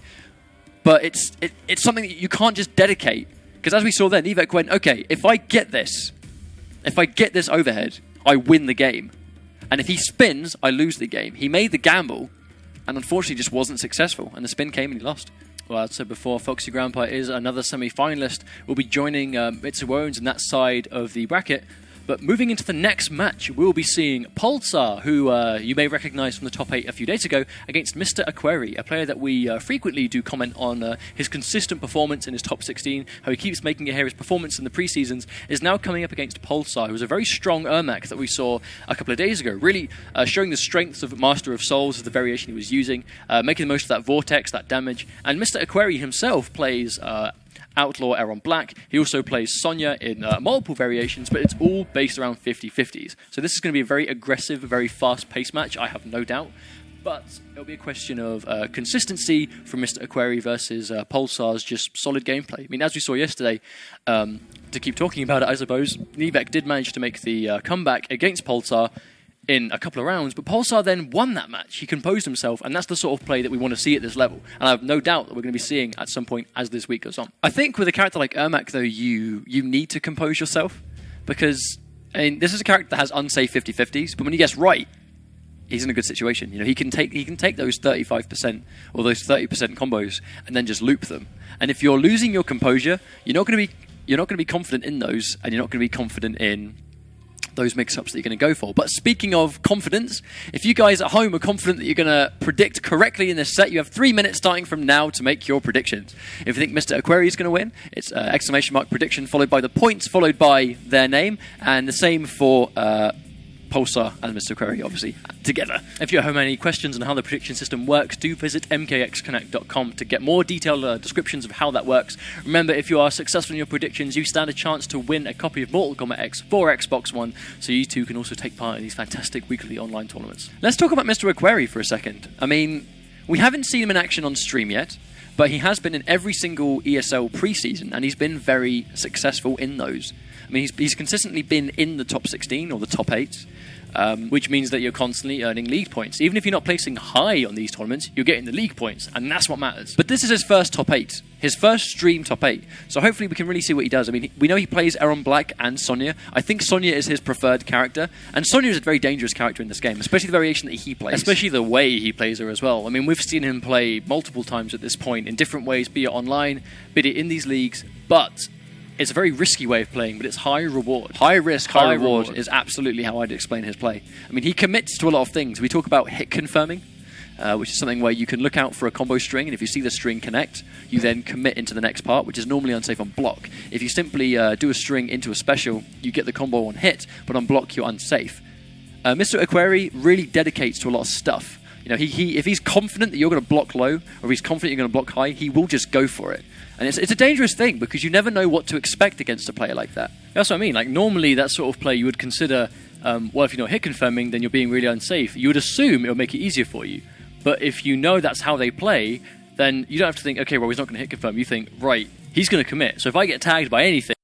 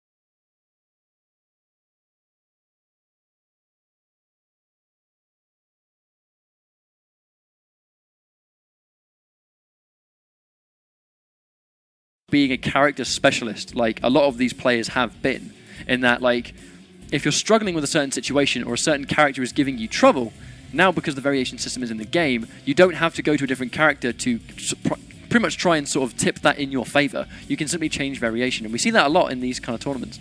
Scorpion's a very sort of prominent character for that, I feel, where his variations do let him do roughly the same job, but they let him do that job differently against certain matchups, which is ultimately the most important thing as a competitive player, is learning those matchups. well, in terms of something I want to talk about before we go into this next match as we get it set up is what characters are we seeing represented today? We're seeing a lot of diversity. We're seeing Kung Lao, Raiden, we saw Scorpion, Ermac, no doubt Sonya Blade, Aaron Black. These people aren't sorts. sticking. They're not sticking to the same group of characters. I mean, obviously, when a game comes out and it's new, there is obviously, day one tier lists. People that think X character is too good, X character is this good, and these characters are garbage. There's obviously going to be a selection of characters that are undeniably the most popular among players. Going by sort of maybe popular opinion or things like that. But I like how in these tournaments that we're seeing, even in the North American ones and the CIS, we see a great range of characters being picked. And I think we just saw Kotal Khan win CIS Week 2. Very powerful Kotal Khan, but I've not seen him in Europe yet. Exactly. I mean, as far as I'm aware, I think Shuffles, who has made it through into his next match, actually does play Kotal Khan himself. So fingers crossed we can see some Kotal in the action. But it looks like we're setting up this next match right now. I believe Mr. Aquari has gone with Sonya Blade. Interesting. I mean, Sonya Blade is a very powerful character. She pretty much always has been. In 9, she was very dangerous too. But it's going to be a match of do not let this character get started. What you did to Jax. Die avenging him. I love these intro dialogues. It's like trash talk, even if the players won't do it, the characters will. Well, as we said though, straight into the unsafe cartwheel, but his read was successful. This guy will go nuts. Just like that. It was blocked, but he still committed to the cartwheel, which gave him this entire damage, this entire And there's an sequence. overhead again. I mean, he's going nuts. And it's paying off. Unfortunately, does drop the combo. He spent the bar to get off, but it doesn't really hurt much, and he's still in the corner. And he's just committed to the low. There was no way he had time to confirm that, but he got the read. He is reading time after time after time after time, and he has taken round one very quickly. Pulsar, I mean, we've said before, this guy can keep it composed, so hopefully he can keep his stuff together. That's to be a meter burn. He blocks successfully, but forgets about the follow-up on the string. That string is overhead low, so you must block high and then low instantly. We're looking at some potential unfamiliarity here. I don't think he's familiar with some of these strings. Well, even if you know how to block Sonya, at the end of the day, 50-50 is a 50-50. Of course, and that's going to be a very, he must break in that situation. Unfortunately, he has no stamina now, so it's going to be hard for him to be agile, but he does get the 50-50 of his own. This character does have an overhead and a low, both of which will go into the soul ball, but that was a very costly combo drop. He drops and then whiffs a normal, which just gives Mr. Aquari a free punish as he stands up. You just know that string was going to go into soul ball, and the soul ball stuns for another 50-50. Doesn't quite get the combo. He goes for the overhead, but is unsuccessful. Gets punished for it as well. One of the things about Ermac in this game is that he has got 50-50s, but they are, when committed to their max damage, they are both unsafe, and as we just saw there, Mr. Aquari blocks correctly on the overhead, and does punish accordingly, and it costs him the game. When you play a character like that, it's a question of, yes, you can win in one touch, or you could lose by guessing wrong that one time. And that's what we saw. He had his 50-50s blocked consistently, and that cost him a lot of health. But at the same time, he was getting hit by all of Mr. Aquari's. So it's a hard match. It's a hard match to come back from. They are both momentum characters. That's the reality. I mean, both characters want to get their game going. I mean, Master of Souls Ermac, he has this vortex, he has this mix-up game that Sonya also has. Both characters will do a similar job, slightly differently, but the principles are still there. So in these kind of matchups, it's all about just getting your thing going and just trying to keep it going as much as possible, and just don't let them start their own thing. Because a character like Sonya, if she gets going, she's very hard to stop. She has the low, she has the overhead, both will full combo into the same situation once again. And if you let her start that, then it's kind of hard to deal with, especially if you get put in the corner or in a situation like a hard knockdown. So if you've got a character that yourself has good momentum, like Ermac can do, when he gets going, he can shut you down entirely. You just have to start it first, really. That's Basically, what it comes down to. First hit is very important in these sets. Well, especially the barometer, because it gives you the breaker. Breakers are a really good way to help yourself defend against this sort of play. So not having a breaker and then get hit by a 50-50, which will then loop back into itself, is a nasty place to be. Especially seeing as both characters have these 50-50s. Yeah, exactly. I mean, they're different. I mean, a lot of characters in this game have 50-50 strings. By 50-50, we mean overhead or low, where you must block high, you must block low, and if you guess wrong, you'll get punished for your troubles. But I mean, a lot of characters in this game have them, but the characters have different ways of kind of just applying those, really. And obviously, Mr. Aquari is one of those players that plays two characters, Aaron Black and Sonya, that both have those kind of strengths to them. I mean, Pulsar has been sticking with Ermac. He's been doing really well, but it's quite overwhelming. Well, at this point in the tournament, we're looking between a loss now is the difference between $100 and getting nothing.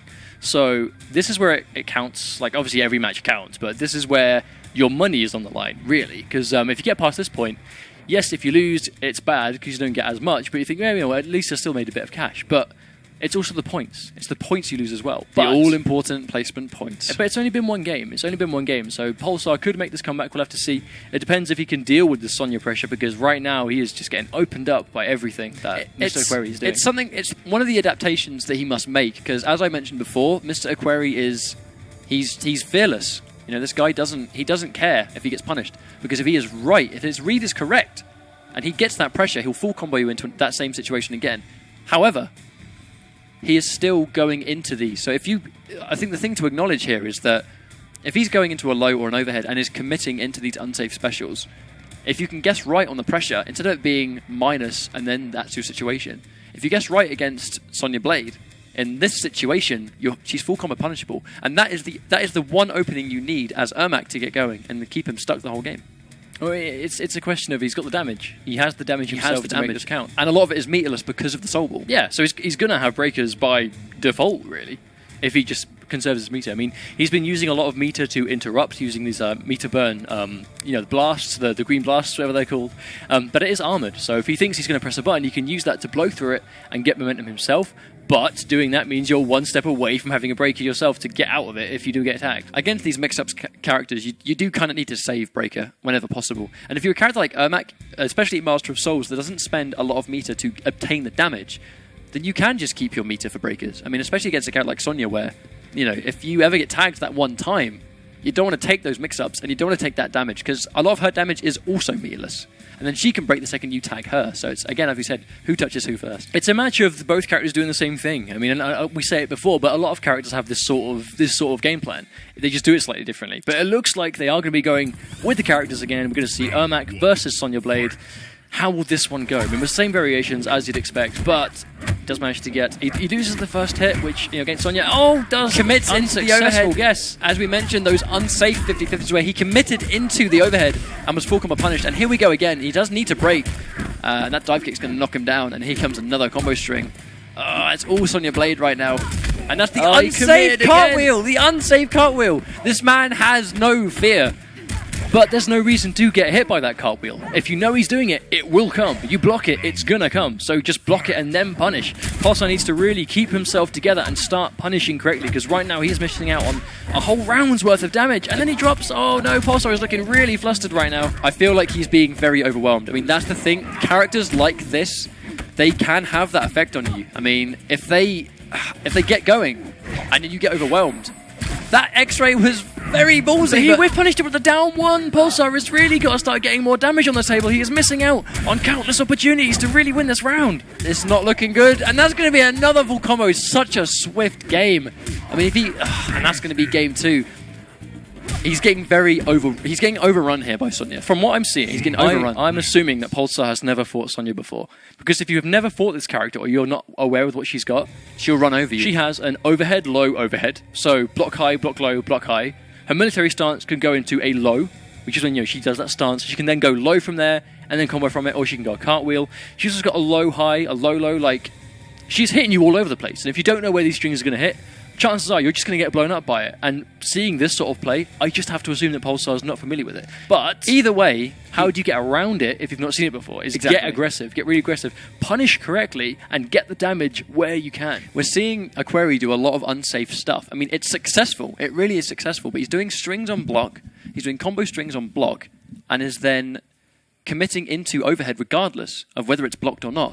That overhead, the cartwheel, is so unsafe on block. I mean, if you block it, you get a free combo. Again, if you're Ermac, you get a meterless punish into soul ball reset into potentially more damage. Like, that is the one opportunity you need to get going. And I just don't quite feel like he's really capitalizing on those situations. But we have seen he's changed characters. As I say, we have seen Imposter Shinnok. He's now going to Imposter Shinnok. The move that Imposter takes from Sonya is the leg grab. So not really the most useful attack. Do not critique, Mustard. Do not critique. No, of course. I mean, I've seen Pulsar play Shinnok. He knows what he's doing with the character. But he has really got to keep himself together. Like, drops like that, especially like Shinnok does not have the damage that Ermac does. You need to make sure you're composed, especially like that. But that's what you want to see. Here comes that Mimic mix-up into the grab.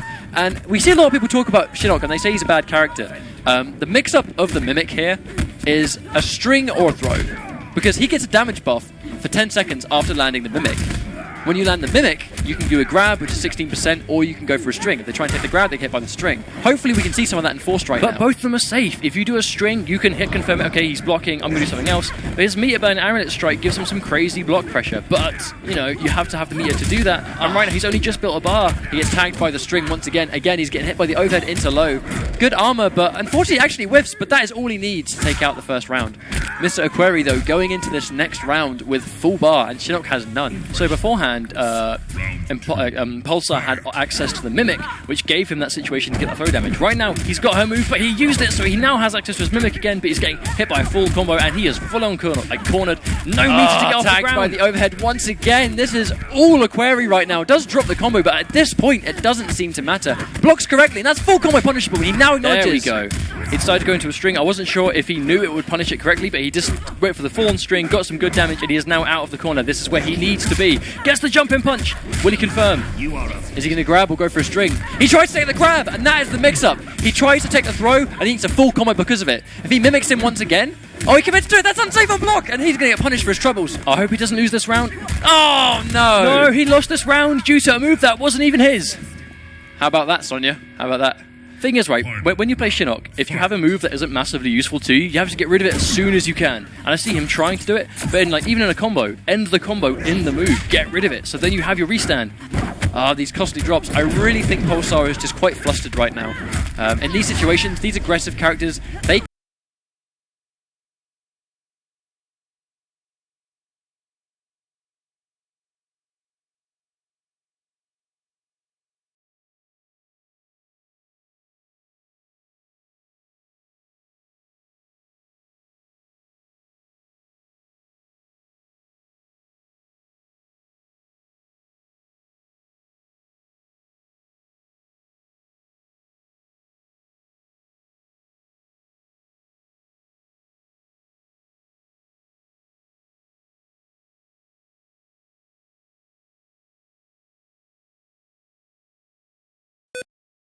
attack, then even if you don't punish it with a tricky portal, they're now having to deal with you being right in their face. This character swap is looking really good right now for Pulsar. But it's, as we've mentioned, the Mimic mix-up of string or throw. So Shinnok has no true overhead starter. He can only start his combo from a mid or a low. So from the neutral game, there's really no reason to block high against Shinnok. But that's where the tricky portal comes in to then start enforcing that. Not even the overhead from the jump kick or the punch, but just the fact that he has that really good mobility. Because a thing that people assume is the mix-up from the Mimic is when they're tranced, it's a low or a throw. But realistically, there's no reason to do that, because if someone is trying to take a throw when they're hit by a Mimic, they're pressing buttons, which means that they'll get hit by any string, not just the low. So it's a string you can hit confirm to be safe, or a throw. Mr. Aquari starts off very, very aggressive this time. This cartwheel seems very staple to his play. Again, here we go into cartwheel. But he's already cornered after one attack. One sequence has already got him cornered, and he does guess wrong on the overhead. Breaks out. Oh, wake up dive kick. Very interesting stuff. That's quite unsafe on block, really. Another wake up arc. He's being quite nuts with his meter. He's being quite crazy. It has to be full combo punishable if he does get it. It doesn't quite get the punish, but he does get checked by the last minute overhead of that string. One of the only overhead he actually has in a combo string, and it's right at the end. So it's not that bad to get tagged by it. Oh, crazy stuff. Aquari just going, and that's another 50-50 into a cartwheel. And this is going to be quite bad. Here we go, commit. Again, no punish. Just seeing so much unfamiliarity with this character right now. It does seem like he's just not familiar with Sonya. I mean, he's not punishing a lot of stuff. He's getting checked by a lot of strings. And I don't know, if you're familiar with the matchup, you know what your punishes are. You know what moves you can be. And it just doesn't look like Pulsar has that knowledge. Lovely grab. As we mentioned, when you mimic, you get a damage increase. That's going to be a 16% throw. And here's the thing. You have to start going, is it worth accepting the fact that after every single touch, he's going to get an additional 16% from a guaranteed throw, or do I start taking those throws? If you're safe from the throw, that was a crazy X-ray. A lovely read on the anti-air. Knowing Aquari, this is going to be converted into a full 50% combo, which will be... He's in the corner. Can he get even more? But think about it this way. If you get hit by Sonya's parry... Oh, he drops it. If you get hit by Sonya's parry, that's a 50% parry you're looking at. Ooh, unsafe arc kick into instant dive kick. That was very unorthodox, but does seem to help him. Lets him out of the corner. Interesting decision. Oh, gets hit by the armor. Oh, he drops the combo. That's really bad for him. And this is not a great situation. One more touch will take it, but this could be everything. Has no meter to convert. The tricky pull, the dive kick catches him, and that will close out the game. Mr. Aquari takes that set 3-1. What a set. I like the character swap from Pulsar, but I guess it just came a little bit too late. And again, what really seemed to decide it was, I totally respect the character change. He understood it is not working with Ermac, and I should change his character, because we know he can play multiple characters. But what really changed that for him was just not punishing. And Aquari was doing loads of unsafe stuff, and he was blocking them correctly, but he just wasn't punishing it fully. And if you punish Sonya, I know Shinnok without meter doesn't have amazing punishes without Mimic, depending on the move he has stolen. I mean, we know that the leg flip is really one of the more less useful moves that you can steal. But I mean, if you change to Air on Black, I mean, that air thing that Air on Black has that he steals is even more useless. Man, when I play Shinnok and I fight Air on Black, as soon as I catch any Mimic, I use that stolen move immediately from any touch, because you have time to waste it and then go in for your mix-up, because you just can't do anything with it. But again, Sonya's a character quite like that, in the sense that her leg grab doesn't really give you anything. You can't really anti-air with it. It doesn't really give you any more damage than you normally would have been able to get from the Mimic itself. So it's a question of just trying to get rid of it. Get rid of it as fast as you can. I mean, the only real sort of realistic way to get rid of the leg grab is to use it in a combo, really, isn't it? I mean, the issue is you won't get any sort of increased combo damage, because if you're using it that late, then any special... But the important thing is you lose it, and that's what you want to do. But as we mentioned there, though, guys, I think it's just... it's the fact that he had the character switch, but it was the combo execution. Not the execution, sorry. It was the punishing that let him down, because he blocked a lot of stuff that he could have punished, but unfortunately, I mean, good stuff, though. I mean, again, making top 8 2 times in a row. And this was the first time we've seen Mr. Aquari. As we've said, he's been quite dominant in the ESL pre-seasons. Here he's in top 8 and he's advancing into the semis. Well, making top 8 twice in a row is going to give you quite a lot of placement points. Again, like I said before, they are what are important right now, and getting top 8 twice gives that to you. If you at home want to follow any information on the progress of the league itself and any more details on how to get involved, you can follow ESL Mortal Kombat on Twitter and Facebook, and also NetherRealm on Twitter for updates on where the league's going. Not to mention the ESL website, which is esl.gg/MKX Pro League for all the information you need on this league, this tournament, and the ones that are coming in the upcoming weeks. where we have all kinds of players taking part. We have a lot of players here that are coming out as new players. We have a lot of players that are coming out as new blood, and that's what I really like about these online tournaments, the chance for new players to really make a name for themselves just from the comfort of their own home. Well, you can enter every week. It plays through from Sunday, where you'll go from however many enter through to top 16, where you then see a broadcast just like we have now. So every Wednesday evening, you will be able to see yourself play on the NetherRealm Twitch, should you be successful and make top 16, where you can get those placement points and stand a chance to win that big cash prize. I mean, this is a good way to sort of test your might, as it were. I mean, there's a lot of the best players in the world enter these tournaments. You know, and these have been consistent Mortal Kombat players through 9, sometimes going back to like Ultimate Mortal Kombat 3. We have players like Rio, and you know, these guys that have been playing for so long, and here they are now being just as dominant. But speaking of being dominant, what kind of prediction do you think you guys are going to make? I mean, I don't see that remotely links into prediction points. Hey, listen, right? We tried. Listen, we have 3 minutes starting from now to make your predictions in the next match. Who do you guys think is going to win? We have Faso versus Shuffles, I do believe. Oh, so we might actually see some European Kotal Khan play. It's going to be cool. I mean, I would like that. Especially after seeing CIS won by such a powerful Kotal Khan player. I'd like to see Europe have our own version of that. I think it's good because, I mean, a lot of Kotal Khan players are using War God as their variation. War God's quite... I can see why. Well, the thing is, not only do you get the more mix-ups from it, but you get the sort of counter-poking. As we see Kung Lao doing things that make himself minus any meter burn spins. Excuse me, sorry. Kotal Khan can do something very similar. I mean, this guy can put himself in a minus situation and then use his armoured overhead sword, which launches the opponent into a full combo, which is about 35% if done for max damage. And that's a lot of damage to take just for trying to press a button when you felt like it was your turn. Well, I mean, it's not going to do as much as the meter burn spin from Lao because obviously it's not going to hit multiple times, but it's going to hurt. It's going to hurt you a lot. 35% damage is a lot to take into account. So, again, it's just knowing that's the problem. But the thing is, War God, he gets access to the overhead, the armor, a low as well, but he gets access to the unblockable ground pound, which you can cancel to bait jump out attempts. If you think they're going to try and jump out of the ground pound, you then cancel it and then anti-air if they try and jump in at you. So he's got a lot of versatility. We'll see if Shuffles can put him that into practice right now. I don't really know what character we're going to be seeing Fasol playing. We've seen him play Kung Lao today, but we've also seen him play Katana in previous cups, so I think it's all up in the air as to who we're going to see him pick. I think, in terms of like Kotal Khan, though, we hear a lot of speculation about which is his most sort of dominant variation. I mean, there's a lot of people that talk about Blood God, for example, which gives him the damage totems, and if you combine that with Blood Offering, he gets insane damage. However, I think the reason we see so many people go for the War God variation is because he can actually kind of open you up in this variation. He gets a low, he gets an overhead. You know, he doesn't have the grab that Sun God has, and he doesn't have the insane damage that Blood God gives him. But the important thing is that he's going to actually be able to obtain that damage. Because, I mean, as you see people say, you know... when you go into training mode and you practice a combo, it's all well and good, but boards don't hit back. So when you're against a human opponent, you know, it's a matter of obtaining that damage.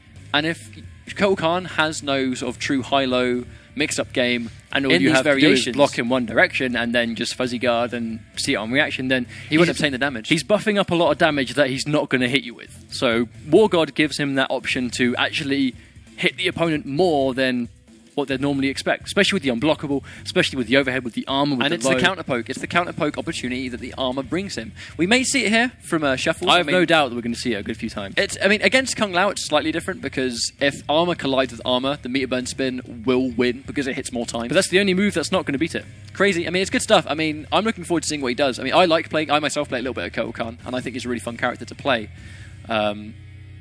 For the reason of counterpoking. I just love baiting an opponent into pressing a button and then throwing out the meter burn launcher. I mean, it works on most characters. I mean, there are ways it can be beat. You can jump over it. You can jump. Well, nothing is guaranteed, but it's all a read. It's all a damage risk reward. You can make good reads with this character, and that's the important thing. You can make good reads, and he's got a really cool brutality as well. One of my personal favorites. We haven't seen anywhere near enough brutalities today. I'm just going to throw that out there. Hopefully, we see if Shuffles wins a game, I would like to see one. I know Shuffles does that a lot.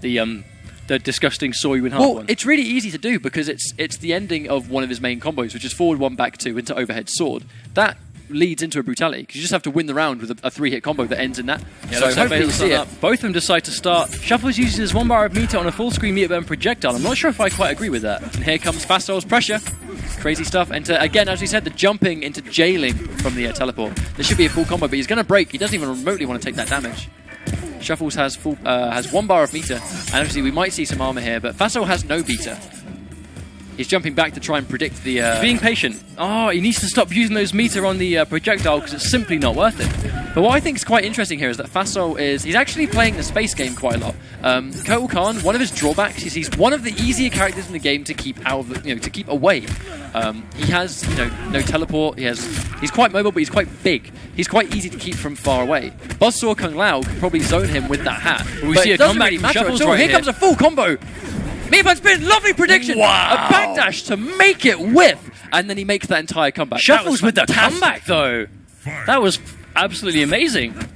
He had less meter, absolutely no health, but gets the full punish. Only really punishes the sweep, but doesn't need anything more from that. He gets hit by the rest of it, and then that's minus, but not really punishable against a lot of characters. I don't know, if you can win a round like that, you can win any round. Absolutely. I mean, and there's the wake-up armor, like we said, and that's going to be a full combo into air. A lovely air grab to put him in the corner. And that overhead sword right there that you saw is actually safe on block. That one is not. And they're, again, baiting him into pressing a button and then armoring through. I love that. Fasol's really trying to use his stamina to get away, but he just doesn't have it because of his break.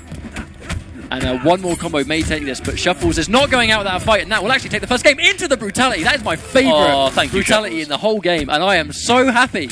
He doesn't even need to win this tournament now. That is my favourite brutality, and he did it. I will love him forever. Well, you see, he's bathing in the glow right now. That glow is projected by us going, yes, thank you. It was so good. I love it. I mean, that was great play, though. Not only was it that immaculate comeback in round 1, but scouting the meter burn spin and punishing accordingly. Well, I'm not going to lie. I already wrote that round off as Fasol's. I very much thought that was it. That was done. But no, just that armor. Again, he only gets that in War God. And this is why so many people think that this is Kotal Khan's strongest variation. The armor is such a big deal. Not only for defense, but in situations like that where we saw where he baited Fasol into pressing a button, put himself into a minus situation, so Fasol's going to try and press a button, and here comes an armored launcher to chew through whatever button you pressed. It's all good. I mean, that's one of the staple parts of Kotal Khan. You can bait it, it's unsafe on block, but much like Kung Lao, it's so is the meter burn read. spin, and that works plenty exactly. enough. It's a read. It's a read that must be taken, and he made some really good reads in that game. And so as looks like we're going to be seeing a rematch, a full-on rematch of what we saw beforehand. Right. So is Fasol going to bait the sword? That is the question. Oh my days! He goes in again. Doesn't quite scout the meter burn spin this time, but he got the first hit, so Shuffles is still up on the meter, which again, when you've got the sword, that's what's important. His down 1 is ridiculously fast, so I don't think there's any real reason that Shuffles wouldn't press a button, apart from if Fasol's going to start trying to counterpoke with meter burn spin. Oh, that's why he's doing it. He's doing it for the plus frames of block, so he can run in and do something. I think Kung Lao may need to, as far as I'm aware, correct me if I'm wrong, ladies and gentlemen, but I do feel like Kotal Khan's down 1 is 5 frames. I do not agree with that break at all from Fasol. Well, he had no meter, he had the meter for the break, but if you've not got the health, keep the meter and use it in the next round, especially against a character like Kotal Khan. Oh, here comes a full combo from Shuffles. He is relentless, he is going That's in right now. Full combo, he doesn't quite get it. He goes for the 3 forward 2s. That is a tight link after the 3rd forward 2. He may adjust next time and just go for guaranteed damage. He hasn't got bar for armor. He's going to have to take this mix-up right now. Maybe try and get a good regions down 1 to save himself, but he's getting low-had all day. Unfortunately, the armor doesn't quite pay out, and that will be a really nice conversion from Fasol. He's using his down 1 really well. As soon as he sees it hits, he's going in for string, because he knows that's the advantage he's got. Oh, a tasty neutral jump. Is this going to be a full combo? Yes, it will. Is that going to finish it? Not quite. One more hit will take this. Oh, he hasn't quite got the conversion. He's in the corner. That drop was almost costly. I mean, granted, we said we didn't agree with the break, but the break allowed that round to be won. Crazy stuff. No, the break was the end of the first round, wasn't it? I could be wrong. I mean, I could have missed it. Apologies if I'm wrong. The break did cost him round 1, but round 2 was a lot stronger, and there we go. Look at that. I really feel like Kung Lao just needs to respect that down 1, because I think Kotal Khan's down 1. I do believe it's 5 frames, and low hat is -5. So that would make sense. It'll be very easy for Kotal to get that down 1 after the block low hat. Unfortunately, he's just getting hit by a lot of these low hats. Trying the neutral jump to bait some kind of advancement. Ooh, really risky dive kick. And here comes the armor once again just to blow through it. That's going to be a full combo. Doesn't quite get the air grab because it whiffs. Challenges with his jump kick. Oh, catches him. No breaker though. Next hit should take it for Shuffles. I mean, Kotal does good meterless damage. Here comes meter burn spin. He doesn't do meter burn spin. I think he might have tried to. That's why he got tagged. Oh, that's unsafe. The slow start up on the sword. And here comes Kung Lao. Well, we see Fasol make this clutch play. He just needs to hit by 1 down 1. Oh, he does down 1 into the spin. I'm certain that's not what he wanted, but here he comes. Oh, the comeback, wow. though. Crazy stuff. All he had to do was look for the space for one down one, but as soon as he got the space, he got hit by meter burn spin. That's pretty crazy. I mean, especially seeing as Faso, I think he hastily did the meter burn spin and got the down one first. That's pretty nuts. I mean, he blocked the down one, but then got hit by the spin. I don't think any player in the world will expect a meter burn spin after a block down one, so it's totally understandable that he got hit by that.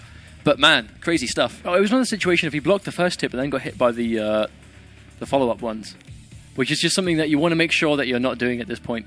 I understand it happens, everyone's human, but when it costs you the game, that's just something you have to really just get over it and just move on. Because he's moving on to the next game now, game 3. And it's 1-1 at the moment. We are tied up. I think it's pretty interesting. I think he has gone for the same character, and he has once again gone War God. He's changed costume, though. I suppose that's something. As we've mentioned, though, like it was not Kotal Khan's fault that Shuffles lost that match, and he is more than capable of doing this. That crazy comeback in game 1 and the consistency in game 2. I mean, I think he can take this. I think if he puts his mind to it and he gets some good scouting on the meter burn spin, he should be fine. Well, it's the spin that's going to be the problem. That's again, he starts the round off the same way. He just doesn't meter burn this time, but he does get himself first hit. That jump so distance important. meter burn spin. The thing is, I would quite like to see Fassel doing more of his zoning, because this is what Kotal Khan really struggles against. Kotal struggles to get in. He's one of the easier characters to zone, as I said. But that's going to be a nice conversion here. You can normally get forward too, but I think he's going for consistent damage right now. And there's a low overhead. Lovely mix-up there. Again, only available in War God. Oh, it doesn't quite get the launcher. And now he himself is in the corner. This is not a great situation to be in. And unfortunately, does drop that combo, but... Oh, catch challenge. Meter burn spin. Again, he gets the scout, but gets hit by the rest of it. That's very unfortunate. Oh, catch him with the max range. Too far away. When tagged at match range, unfortunately, that overhead does not launch. And that was a lovely punish with the meter burn spin. That is indeed unsafe, that overhead launcher. It's unsafe to the meter burn spin because it projects itself so much forward. It's so quick. But he hasn't got any meter anymore, so he can throw out more of them for now. He's getting hit by a lot of these low hats. Spending a lot of his bar on these. I mean, it's interesting. I think even on block, it's not really that beneficial. I personally would rather save the armor. And he's now scouting that overhead that really well. He might have to start going for the down back too. You can do that string into a low also. A lovely armor. I mean, this man is just armoring through everything. And against Kung Lao, it's doing good for him. Again, trying to scout the wake up spin. And he does nothing. That's really nice. He's going to go overhead again. There we go. Overhead into the sword.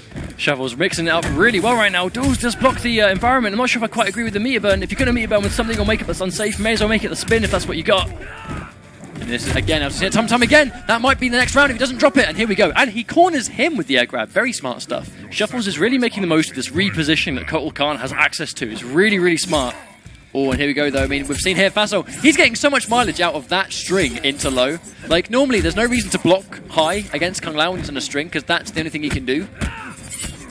Here's the down one again, which I think he must respect. I think he tried to spin there. That might be why he got tagged, but... Oh, an accident execution error, but good blocks there on the thing. He tries to counter poke with the overhead launcher, but doesn't quite get it. Has to break in that situation. Really good break from Fasol. Thing is, Shuffle's been getting a lot of hits, but they're just random, like sort of like, you know, away tag, so it's not really doing a lot of damage at the moment. They're not full combos. That was a lovely touch. If we can get that more often, then we're fine. Trying to scout a lot of wake-up spins, and they are just not coming. But you know the next time he presses a button, the spin's going to come. He spends his only bar of meter on that. I'm not sure I agree, but... Does get tagged with the very end. Again, not a lot of damage at all on that. I mean, this can be quite tricky. He's going to try and just keep him away. And here comes low hat, and then we might see a meter burn spin here. Oh, we need to see him start blocking that string. He's getting hit by that low consistently. Full combo. He's going to break. He has to break, but now one more hit. We'll take it! Lovely read on the wake-up on the anti-S hat. But unfortunate, he's going to get tagged. Quite an anticlimactic finish on the low hat, but that's all it took. I think Shuffles is getting hit by too many of them, basically. I mean, when Kung Lao does a string against you, he's only ever going to go low. I mean, he can't... Especially from those strings, the only time he can overhead, I mean, correct me if I'm wrong, but the only time he could go for the overhead is if he starts with the overhead. So if you block a mid, there's no reason to block high. I mean, the only thing he can do is a low. Shuffle was getting caught by so many of those lows halfway through the string. It's just fuzzy guarding. It's fuzzy guarding it. It's knowing what the option is and then reacting to the one that you're not too familiar with, or you know slower. But, you know, again, it was another close game. I don't really know how this set is going to go. I think if Fasol continues to put on this pressure and Shuffles doesn't start blocking these strings low in the middle of them, then this will definitely go to Fasol. However, if Shuffles manages to conserve his meter a bit more, I don't like the way he's using his meter burn projectile as much. I can see why it's not needed, though. I can see why he's using it, but using the bar on that means you don't have the bar for the sword. It means you don't have the bar closer to a breaker, which against Kung Lao, you kind of need a breaker if you can really help it. The armor is what's helping Shuffles here, that's the thing. The armor is what's really helping him out in these situations where he's trying to counter poke with it. And without it, it just doesn't really help him that much. So we can see Shuffles getting some early pressure on at the moment. Here we go, both players here. I mean, he gets the first hit, which is good, which is very important. But again, he's getting tagged by that string. I mean, he's needn't getting tagged by it. There's no need for him to. But a lovely jump from Faso on the prediction of that down one. That's confirmed this full combo. Does drop it though, 24%, really not too much damage at all. He's blocking those really well, and the good punish on the meatburn spin. It's quite an interesting break. I mean, I think he's confident he can win.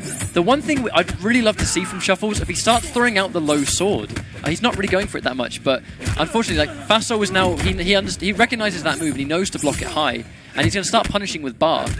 But if Shuffles starts going for the low, it's much harder, you know? You've got that option that you must respect. It's going to be quite hard for him to make a comeback, but we have seen him make a comeback before, but unfortunately it's not this time. Match point, Faso. Problem is, Shuffles is significantly down on meter at this point.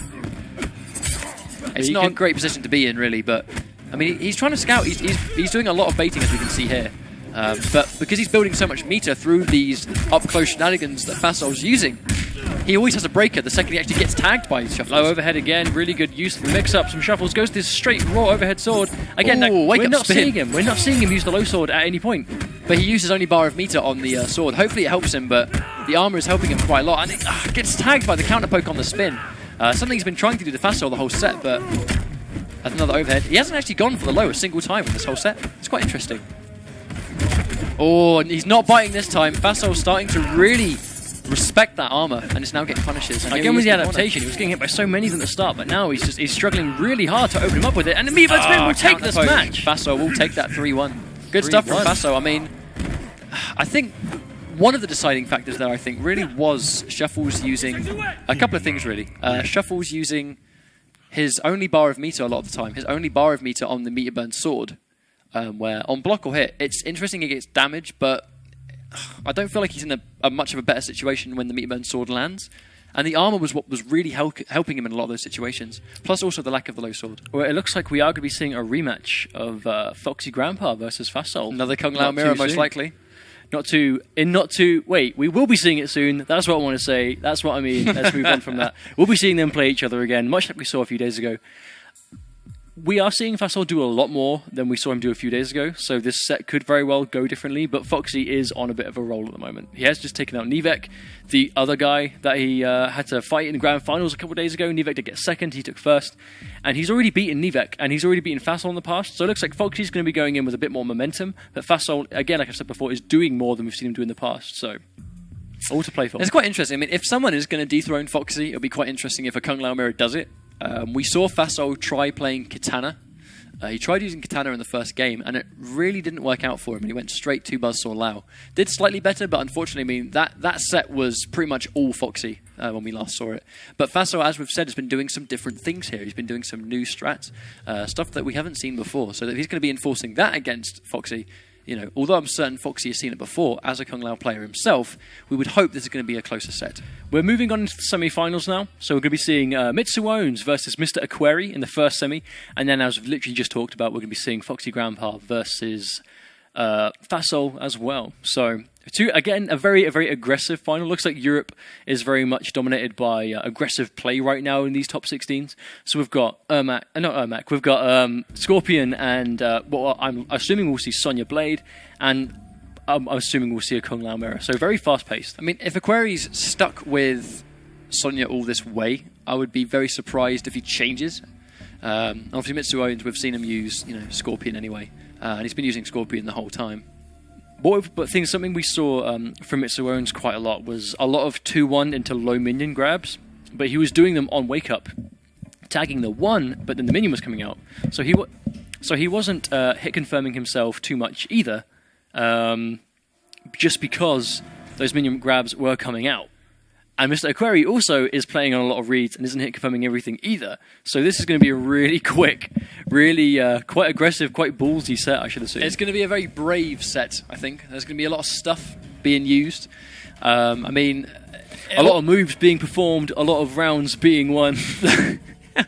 But I mean, like, both players are doing stuff on block. They are going to play the game, get the combos, and win the rounds. Only one of them will win the rounds. One will win, one will lose. But I mean, we've seen both players here where they go for a lot of unsafe stuff, where on hit they get big reward, but on block they are punishable. I mean, we've not seen them they're playing unsafe, but they're not actually being punished very hard for what they're doing. So it'll be interesting to see if both players that have similar playstyles will actually punish each other for the stuff that they're doing. Looks like both players are setting up now. I mean, Mr. Aquari using a lot of sort of Air on Black. We've seen him use Air on Black in the past, but I do feel like Sonya really is his sort of go-to character at this point, especially seeing as he's getting so much mileage out of the mix-ups that she has. I mean, she really is overhead low, just all this constant stuff that you just need to constantly try and just...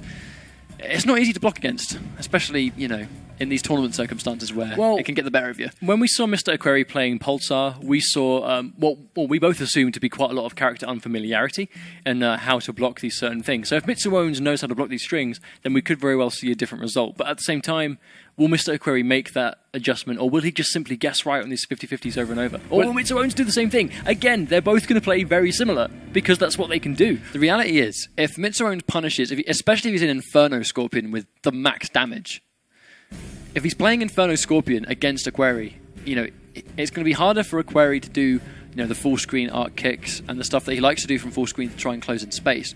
The Inferno stuff is going to actually...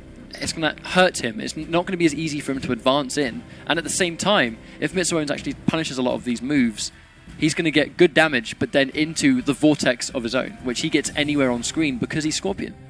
Well, I mean, Mitsuones we've only really seen play Scorpion up until this point, but I know that Mr. Aquari does play Black and Sonya, so I think we may see a pick, because obviously the only game that Mr. Aquari lost to Pulsar was to Shinnok, which again wasn't really a landslide match. He stood a quite a good chance in that game, whereas where we see sort of losses, like for example Pulsar switch himself from Ermac to Shinnok, that was after quite a dominant set.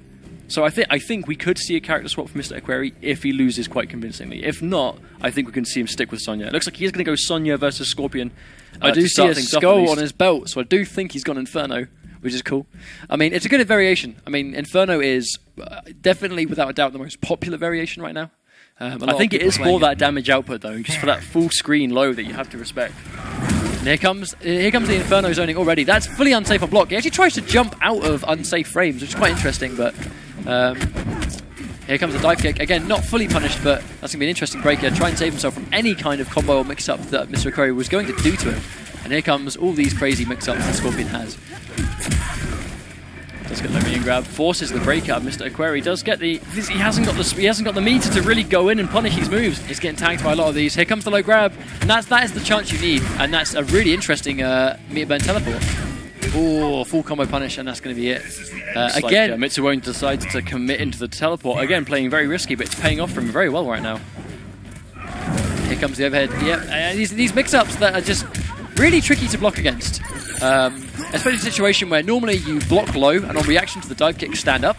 But in these situations, like those kind of blocks can be quite tricky. This should be a good full combo from Aquari if he can pull this off. Is he going to wake up teleport? No, he's going to try and jump out and wake up. And interesting trying to jump out from mid-screen. Normally you see people only try and do that in the corner. Go, both players, a lot of jumping, but they're both trying to sort of feed each other out right now. This could be a full combo into knockdown. Is the wake-up teleport going to come? That's something he has to bait, and here it comes, right as I say it. Here comes the wake-up teleport. He's making a lot of just hard reads, and they're working out for him, and that's going to close out the gap. That's going to be the game, just like that, the minion grab. He is making this one last. And then he gets 25% for it. How about that? Again with the trolling for Mitsuones. He's doing a lot of trolling, I think. He's making the most of it. He's making the most of it, no doubt. I think, it was all him. I mean, these are both momentum characters, but because Inferno gives him that full screen presence that he doesn't have in other variations, Sonya, who is a character that, you know, the reality is she's dangerous, but she needs to get in. And Scorpion, you know, in Inferno has a way to just keep them away. You know, it's not going to zone people out the entire game, but it's going to harass you as you try and come in. And we saw there, Aquari, he ended up getting in, but not before he ate a bunch of dive kicks or got tagged by a few low grabs on the way. And it's not easy for you to get in without taking damage. Well, the thing is, he was also punishing Mr. Aquari quite hard, which is something we didn't see before. But when you're actually getting punished, that does make you second guess your approach. And it makes an unsafe style of play just even more risky than it already was, especially against Inferno Scorpion with the damage he has. And as we literally just saw there, like the vortex of which that character puts on you, he puts you in pretty crazy mix-ups. And because you're left standing, you can't wake up attack. You can armor sometimes, but it's not like a go-to option. So as I was saying before, I only really predicted a character swap if we saw Mr. Aquari lose quite convincingly. That's exactly what's happened. He's going to outlaw Aaron Black right now. So again, maybe he's just more comfortable against Scorpion in this matchup. That's people when players play multiple characters, you do it due to what you're comfortable with fighting and what you're not. If he thinks that Scorpion Sonya might have quite a lot of issues against Scorpion, that's where Aaron Black he might think is going to be able to really bring in where those weaknesses are. Oh, interesting read of the Meteor Burn takedown. He does actually get it. A lot of wake up jumps from Mitsuones. I mean, it's normally not really a go-to option, but it's working out for him. If it's not being punished, then it becomes an option. That's just the way it works. And that's going to be a full combo punish, tags him with the low. This can be a vortex, blocks it. Oh my days! And instead of just blocking the spear and punishing, he tries to down 3, which just was not the punish that you want really. Full combo punishable, but he does block in time. Doesn't manage to block low though, so he doesn't get the full-on punish, but he does still get the hit. It's very risky to see him going for so many low minions because they are very unsafe on block. But here's the hard knockdown into another overhead. This combo should take it. I don't think Mitsuones is going to break this. Is he going to go command grab? Here comes those attacks, but he's nearly out of them. He's going to put himself into the attacks. He's going to kill himself. He tries to stand there. He's sticking down 4s into the counter drops. Lovely sand trap. Lovely sand trap. Just a trade is all it takes. I mean, it's risky stuff. Doing those low minions on block, it's risky stuff. Oh, interesting. Good wake-up teleport. His reads on these wake-up teleports have been so strong all the time. Good break.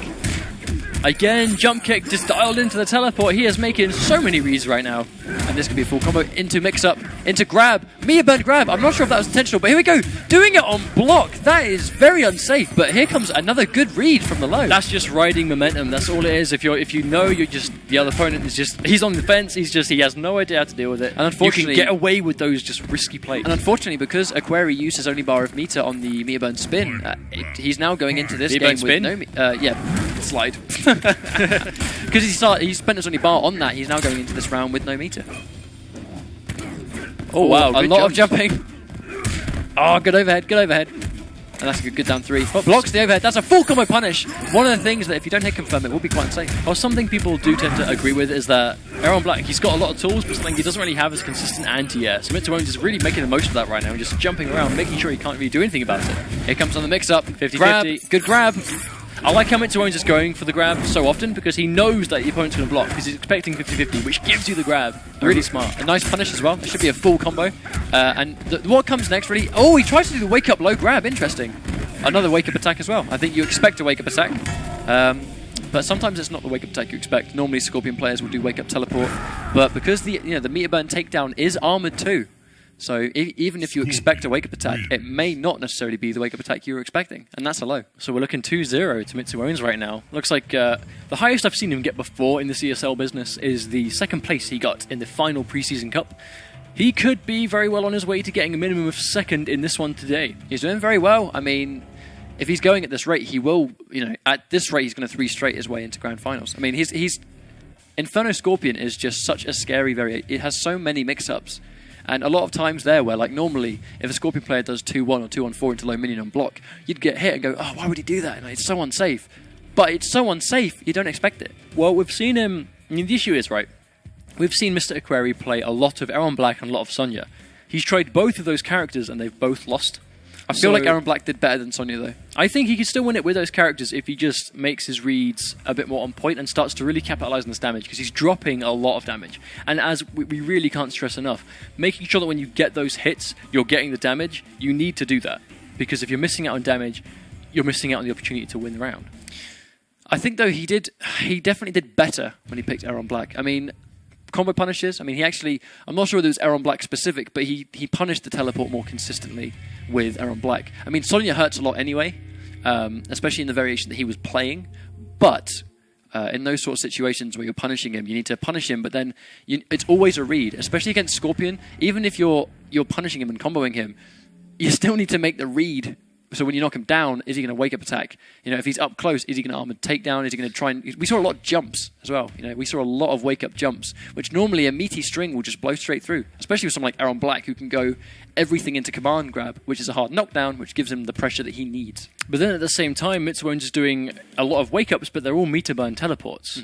So it's armored. So if you try and do meaty string to beat a wake-up and he does that, then you are going to get hit by that teleport and straight into the 50-50 yourself. Scorpion is a very hard character to pin down for reasons like that. He's got a lot of mobility. His teleport cancel means that you can't even consistently punish his teleport if you see him do it, especially, you know, when you're doing it this sort of situation where you're looking at big money on the line between losing and winning, then it gives you a lot of advantage. Everyone wants, like, these people want to get grand finals, you know what I mean? Like, these, both players are one set away from doing it, though. It's like we've mentioned, like, it's not just about the cash prize, it's about those placement points. If you get into grand finals, that is a massive chunk of points that you're going to earn and get your spot in that top 16. As we've mentioned, only 5 European players, well, I say only, that's a good amount for European players, will make it to the top 16 in Burbank, California. I mean, the fact that 5 players in general will get sent from Europe is huge, because most of the time with these big tournaments, it's, you know, if a European's going to be at a tournament, it's going to be 1 or maybe 2. But, you know, this time 5 people are getting selected, and your place between now and grand finals, those 25 points or however much the difference is, you know, that could be the deciding factor between you being one of those 5 players. Well, even looking back at the ratio of players that were at the Fatal 8 not too long ago, we saw 8 players in total. 2 were British, and we saw Tony T from Australia, and every other participant was American. So it was a case of a good ratio back then for, you know, sort of covering the globe, and now we're looking at the same thing now. So there is going to be at least 5 from Europe. There's going to be 2 from CIS. Like, there's going to be good representation. But to be one of those 5 players, you have to take part in these weekly events. Visit gg.esl/MKX Pro League to find out how you too can get involved in these free-to-enter, anyone can enter online leagues where you play through on Sunday through to top 16, and then we'll be playing through the rest on Wednesdays, where you'll be seeing just like this. Well, the reality is, if you guys at home, if you think you've got what it takes to take on these players, I mean, that's how you do it. That's how you do it. It's a good place to do it, and it doesn't cost you anything. You can do it from the comfort of your own home. We're going to go straight into this max. He's gone back into Special Forces. Sonya, but he has changed variation. Special Forces Sonya, so he has a lot more full screen, but that drone is not tracking Scorpion at all. It's because he's all over the place. That teleport puts him from one side of the screen to the other. And is he going to get... Here's a low into a low. I mean, he's going nuts. This is that vortex that Scorpion has. He's going to land that one hit on you and then put you in this guessing situation. And he's guessing wrong every time. And that's a really good bait. I love how he puts on all that pressure, and the one time he knocks him down, he actually gets a good bait read. Oh, unfortunately, the drone actually punishes him earlier than he thought he would. That's going to be a full combo punish. Nice combo from Mr. Aquari, getting some damage on the table. There we go. He needs to get more of that if he's going to be able to win the setback. Interesting that he stood there and took it, and that's going to be a low. It doesn't quite get the convert. That's going to be a full combo punish, though. Interesting break. Is he going to go for a low minion? Here comes some kind of minion. Here he comes. Oh, lovely air to air. Doesn't quite get the combo conversion. Gets a good sweep, but that could have been a full combo. Oh, my days. Good read on the armor as well, and that will put him just like that. Mitsuone's with the overhead. Oh, crazy stuff. 1 round away from minimum of 75 placement points and minimum $300. Oh, unfortunate there. A really good teleport. I mean, Mitsuone's reads on all of these teleports has just been so rock solid the whole time. I mean, this guy, I mean, he has no fear, but it's helping him. And here comes the full corner combo. And what are we going to see here? Is he going to wake up? 38% though. Tagged by the mix-up. Really good block into his own counter poke there with the overhead.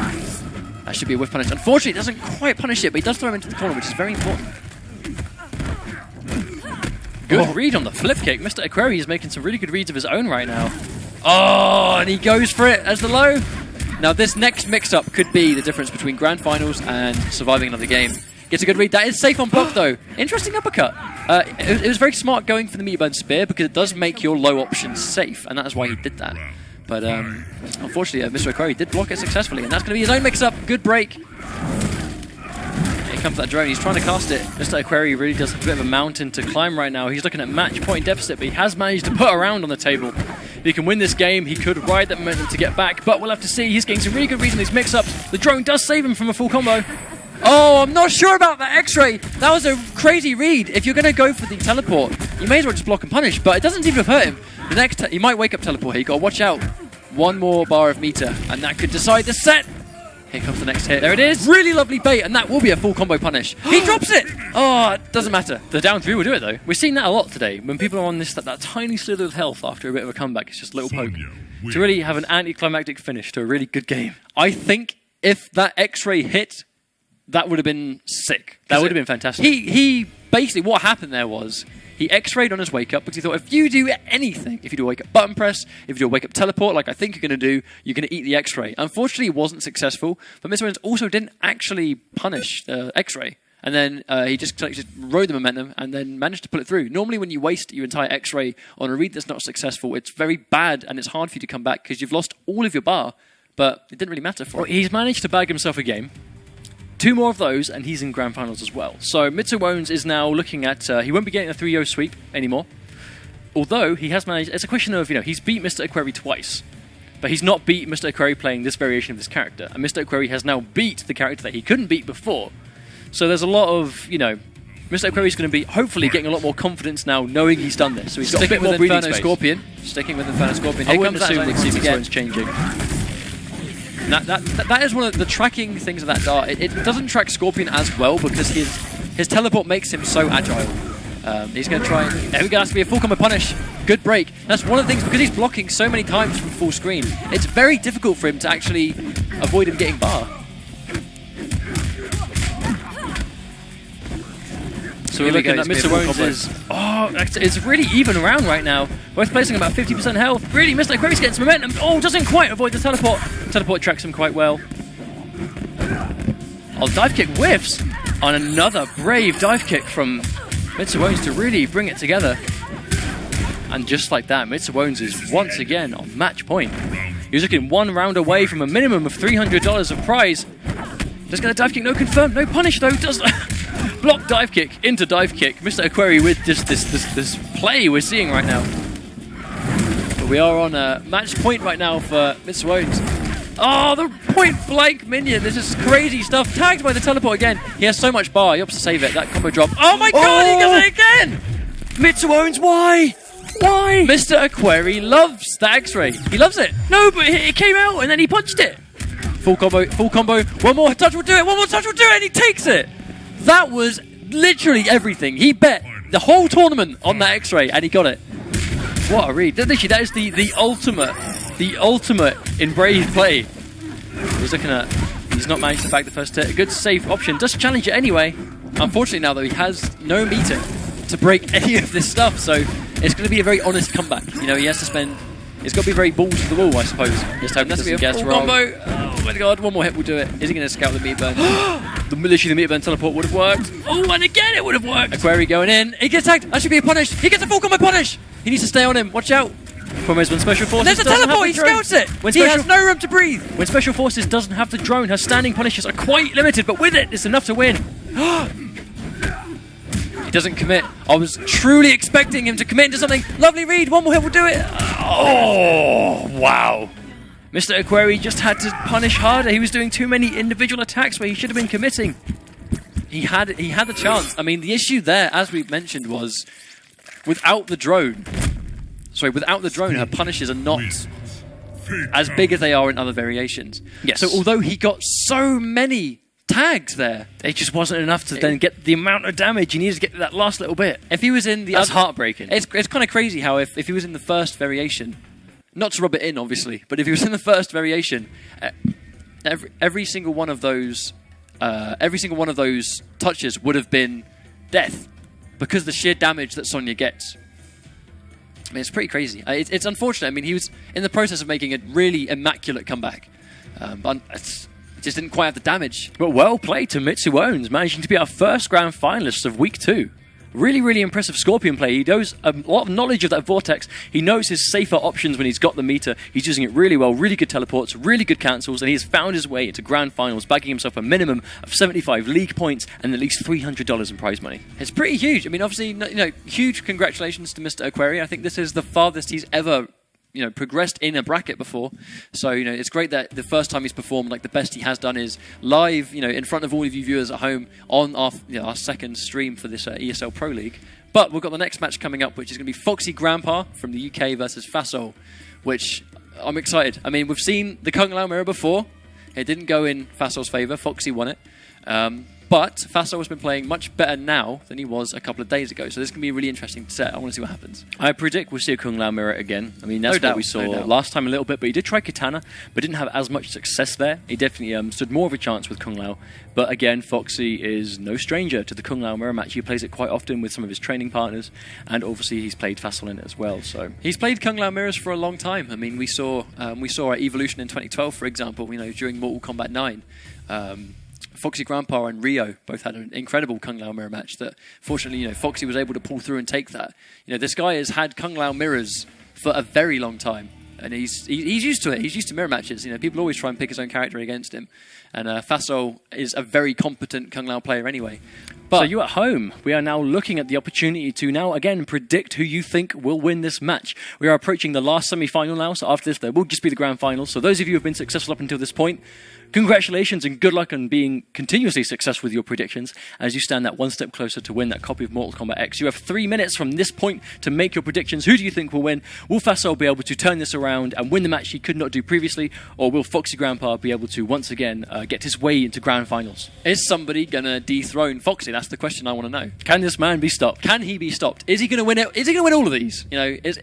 What will it take for someone to beat him? If it takes a Kung Lao mirror to stop Foxy, I'm quite excited for. As we've said, Fasol's playing a lot better now with this character. He's clearly learned and he's adapted and has gone, what do I need to do to improve at the game? This pretty much means that the mirror match here, hopefully, I really hope it will be a much closer set. Because it'll be more exciting, I suppose. It has the potential to. I mean, like I have said multiple times before leading up into this, we're seeing a lot of improvement from Fasol in just a couple of days. So I think he is very capable of pulling this one back. But it's a question of if Foxy can ride the momentum, I suppose. Because he's going into this with a win under his belt already. And he knows that, okay, I've got 2 more sets to win, and then I win another $500 and another 100 league points. This man has made a lot of money through Mortal Kombat already. I mean, Foxy has won, as we mentioned, Foxy has won 2 of the ESL pre-seasons. He won week 1 of the European ESL Top 8. And he's also the Manchester winner in the UK of the Mortal Kombat Cup. I mean, this guy's won a lot already. And he's doing incredibly well. I mean, it's just... there are players out there that can stop him. I know they are. And they need to come to this league and prove it. And Fasol very well might be one of these players tonight. Well, I mean... It's just a question of how it's going to go. How is the set going to go? Because both players are setting up. I mean, they're almost ready to go. They're looking like they're nearly ready to go. But are you guys ready to go? Have you got your predictions placed? You are now approaching not too long left to make your predictions. Make sure they count. Up until this point, there is 3 copies of Mortal Kombat X to be won, so make sure you're getting your points on the table. I'm quite excited to see what comes next. I mean, we've only seen Mitsuones make grand finals in one of the tournaments. But now we can actually watch him in grand finals. And now we can see him live. I'm excited to see what he can do, because as we've seen, it's very risky, but it's high risk, high reward. It's paid off for him all the way up until this point. So if he does this high risk, high reward play against, for example, if Fasol makes the grand finals, will Fasol be able to make the comeback on him again? It's all about reads. Because Kung Lao is not going to 50-50 you to death. No, he won't. He won't. But he will punish you hard and corner press. What he's going to do is he'll punish you very hard, and then he's going to corner carry you. And then he's going to play low hat shenanigans once you're in the corner. And then he's going to bait that wake-up teleport if he thinks you're going to do it. So no matter who wins this, it's realistic that Mitsuones is going to be coming up against a Kung Lao player in the grand finals. How does Scorpion really match up against Kung Lao? I mean, he's got a lot of mobility. It's hard to keep him in the corner, which is something that Kung Lao really wants to do. But he can punish everything Scorpion has quite well with his meter burn spin. Plus, when you get hit by a teleport, I mean, I'm not sure if it's entirely possible, but if you get hit by a Scorpion teleport, Kung Lao's meter burn spin might be able to chew through a lot of stuff. Maybe Scorpion's going to try and do in terms of pressure. Scorpion might have to do what he may not have to do very often and bait himself. When he puts you in a situation where you're in a vortex, he might have to bait you instead. So here we go. This game, Foxy Grandpa with your Revenant Kung Lao versus Fasol with a standard Kung Lao, both picking Buzzsaw as predicted. This is a battle of good versus evil. I've actually already lost track of which one is Revenant. Foxy Grandpa is Revenant. He's the one with no hair. Okay, here we go. As you're going to see here, it's going to be a lot of baiting, I feel. I mean, there's a lot, in situations like that where they're both blocking, both players there baited a meter burn spin. Like, absolutely. And that's plus. You can't jump out normally, but normally low hat, the meter burn is actually plus on block. It's in a good situation. Oh, lovely. Oh, good read, but unfortunately doesn't quite get anything off it. So Foxy Grandpa is looking at being the aggressor right now. Very even health. Good punish on the... No, good break. Fasol knows. This is such a mirror match. They're doing so many of the same things. Lovely bait on that spin. That's going to be a full combo. Oh, he doesn't quite get it. And he's going to do the lovely run to reposition him and put him in the corner. And here comes that meter burn low hat stuff that Foxy loves to do. And there's the anti-cross-up spin. You just can't, no matter how tempting it is. If he's got meter, you can't leave the ground. It's tempting. It's tempting. But you can't jump. You can't jump in on Kung Lao when he's got a bar. Here comes this poking game. It's building so much meter as well with all these blocks. Oh, we're getting tagged by the low. That is not quite a huge whiff punish because you can't quite reach him, but a low hat will do. Foxy has cornered himself right here. What will this mean? I feel like Facil's doing much better. Unfortunately, like, that's one thing about meter burn spin. In the corner, it has crazy pushback. A lot of stuff that normally punishes doesn't punish anymore when it's in the corner. Well, it's a lot more difficult to punish, that so much. But, standard spin. I would say it was go for meter burn, but he had no meter to burn with it, so it was just a raw read by itself. Oh, double overhead again. He has no meter to wake up spin. Wake up regular spin. That's pretty crazy stuff. You don't really see that very much nowadays, especially seeing as, lovely anti-cross-up spin. And that's going to be a bait as well. He's just not really getting away with any of these meter burn spins anymore. Foxy seems to just be in his head. Well, I mean, this is kind of what we saw before. I mean, both rounds, Foxy did lose quite a substantial amount of health. But at the same... Foxy Grandpa with his microphone plugged in by the looks of things. He needs to turn his microphone off. But no, we're seeing... You will only hear my voice right now. And yours. Okay, yeah, sure. And yours, obviously. Cool, but no, that is very much how we saw the set go last time. Foxy did manage to, Facil managed to take quite a lot of health off, but fundamentally, just too many reads on the block spin. Facil was being way too free by throwing them out. So they were getting punished consistently, blocked and punished consistently, but he was still doing them. It's quite tricky. It is an option, it is a threat, but try not to become too predictable with it, because that's when it really starts to hurt you. Because the thing is, in the clutch situations where, one combo will kill you, the more tense the situation becomes, the more obvious your armoured reversals tend to be. I mean, Facil got away with a lot of meter burn spins because his reads were very spot on in a lot of previous games. But against Foxy, this guy plays Kung Lao. He knows when you're going to spin because that's when he would have spun. So he has these these thoughts in his head already. That's an amazing first hit. That's a really nice convert actually off the low hat. And again with the spin. So Facil is now without any meter whatsoever, and he gains... Oh wow. Foxy was looking for the low setup, but doesn't hold it, just throws it raw. Facil trying to fight his way out of the corner, doing a good job of it. Doesn't quite confirm into the low there. That's going to be a full combo into the corner though. And that's going to be... This next combo may kill. And here comes that pressure that Kung Lao has. And he himself counter pokes. We haven't actually seen that much. A lot of it has just been him baiting Facil's spin and then punishing, but that's one of the first times I've actually seen him counter poke. Well, when you've got so much of a sort of substantial life lead, you can get really aggressive with your spins like that, which is what makes them work. And Foxy's now fighting his way gradually out of the corner, but just one turnaround, like one combo from this point would put either opponent in the corner, which is where you just immediately have the edge. Oh, it doesn't quite have the stamina. He was not able to actually do his run cancel there. You see his stamina go red. But it doesn't really matter too much. He's still in a good situation. And both players, as an unsafe dive kick, they both block their try and bait a spin once again. I think Facil is making a bit too many incorrect reads on his very, very unsafe moves. Like Foxy's being very calm, very collected. Everything he's throwing out is safe. Oh, just like that. Oh my god! And he tried to brutality it, but he didn't quite get it. So that's a swift 2-0 to Foxy Grandpa. It's looking like he will be able to repeat what he did last time. I like this guy. Facil's cool. No, I like this guy. Facil's cool. I like this guy. I like this guy. He's alright. Foxy, please mute your mic. Turn your microphone off, my friend. But it's a very swift 2-0. A very swift 2-0 indeed. I mean, he's just all over him. Do you think we'll see him switch back to Katana? Maybe. I don't feel like the mirror is working for him. You can tell what he's trying to do, but he's just being a bit too unsafe. Like, from what I can see, he's throwing out a bit too many unsafe specials. I mean, it's not just the spins, it's the dive kicks. Like, dive kicks aren't really going to get you too much in this mirror match, especially when he's got so much meter to burn. Facil has selected full auto Jackie Briggs. Online's favourite variation. No, everyone loves this variation. What are we talking about? It's everyone's favourite. It's the best. But I've never seen him use it. I've never actually seen Foxy fight full auto, so I don't even know if Foxy's fought full auto Jackie Briggs before, but hopefully this will be a nice testament as to how to deal with the keep away, if that's what Facil wants to do. Well, we'll see how it goes. I mean, this is the first time we've seen Facil play this character. He manages to bag himself first hit with the machine gun. Okay, so Foxy already knows he needs to do crouch. He's now just going to counter poke and then find his way in. That machine gun's not going to be a huge threat. He's got low hat, which will counter zone, and that's a lovely conversion. And here we go. He tries to bait the wake up there because obviously one of the things that Jackie Briggs will always try and do is the meter burn armor to get through.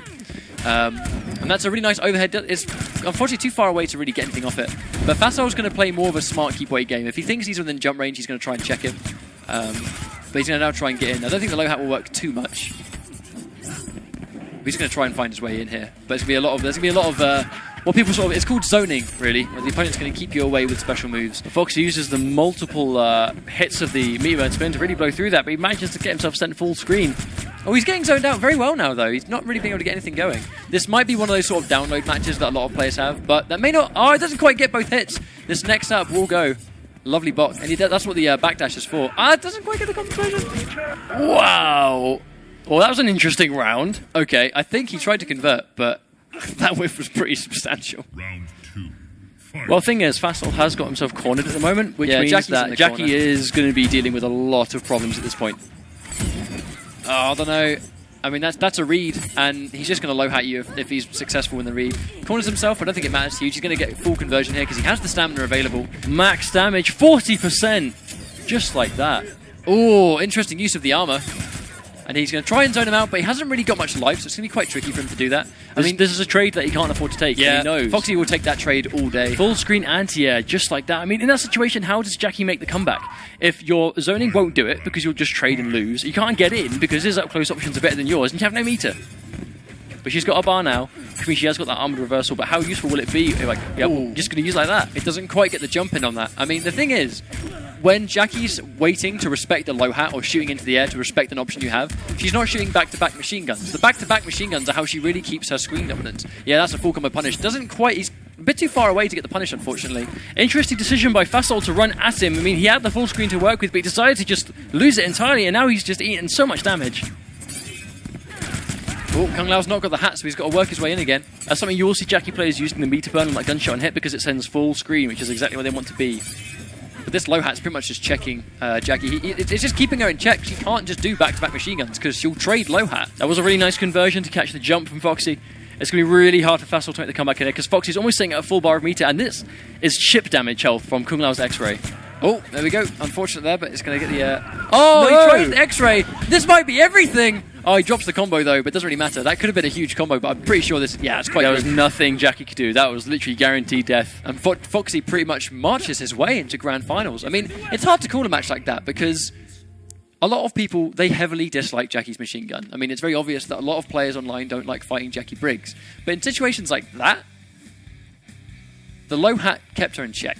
So But it's not just that. How was Foxy dealing with it from a long range? He Neutral was crouch. neutral crouching it. He wasn't blocking. If you block those machine guns, it raises your hitbox. You actually then take chip damage from it, and it builds her meter for every bullet hit. So normally, right, if you block every machine gun by neutral crouching, she'll build a whole bar of meter in 3 machine guns. It takes 17 to build 1 bar if you let it whiff over your head. But in situations where you have the life lead, if you get in that one time and then land a combo on Jackie, even if she goes full screen, right, it takes, as we mentioned, 17 machine gun shots when neutral crouched to build 1 bar of meter. Neutral crouching eliminates that entirely. So if you neutral crouch, the machine gun whiffs completely. So if you've got the life lead on Jackie, why is her being full screen shooting machine guns a problem? She can't get the life lead back without... Foxy was playing on the life lead. He had like when she was almost dead and he had way more health. The thing he was doing was he was sitting full screen and just neutral crouching. Because what's she going to do? Like, is she going to just shoot and just take forever and a day to build bar while the timer's ticking down? He has the bar to work with. She has to get in. And he has the meat button spin. He has the low hat to check her with. Like, the second Jackie has to get in because she just can't afford to zone all day, that's when it becomes quite tricky for her to do well. But just like that, we're moving into Grand Finals, where it'll be Mitsu Owens versus Foxy Grandpa. Foxy manages to find his way into the finals 2 weeks running, so he is 1 match away from being able to win another $500 and another 100 placement points. But at the same time, Mitsu Owens is also very close to his first victory. So very well played to Fassel. Massive congratulations on making it this far yet again. I have no doubt we'll be seeing you this week as well in this next week's Top 16. We have the Grand Finals just about to start, though, guys. This is your final chance of the night to make your predictions. If you think Foxy's going to win, predict for Foxy. And if you think Mitsu Owens is going to win, then predict for him also. As we've mentioned before, the higher you predict your stuff, the more points you earn, the higher chance you have of earning a free copy of the game as a prize. So best of luck to all those that have predicted. I hope you guys get some cool stuff and hope your predictions are correct. Well, you guys watching are potentially 10 minutes away from winning a free copy of the game, so that's not bad. That's pretty cool. You just watching Mortal Kombat this evening, but now you win something.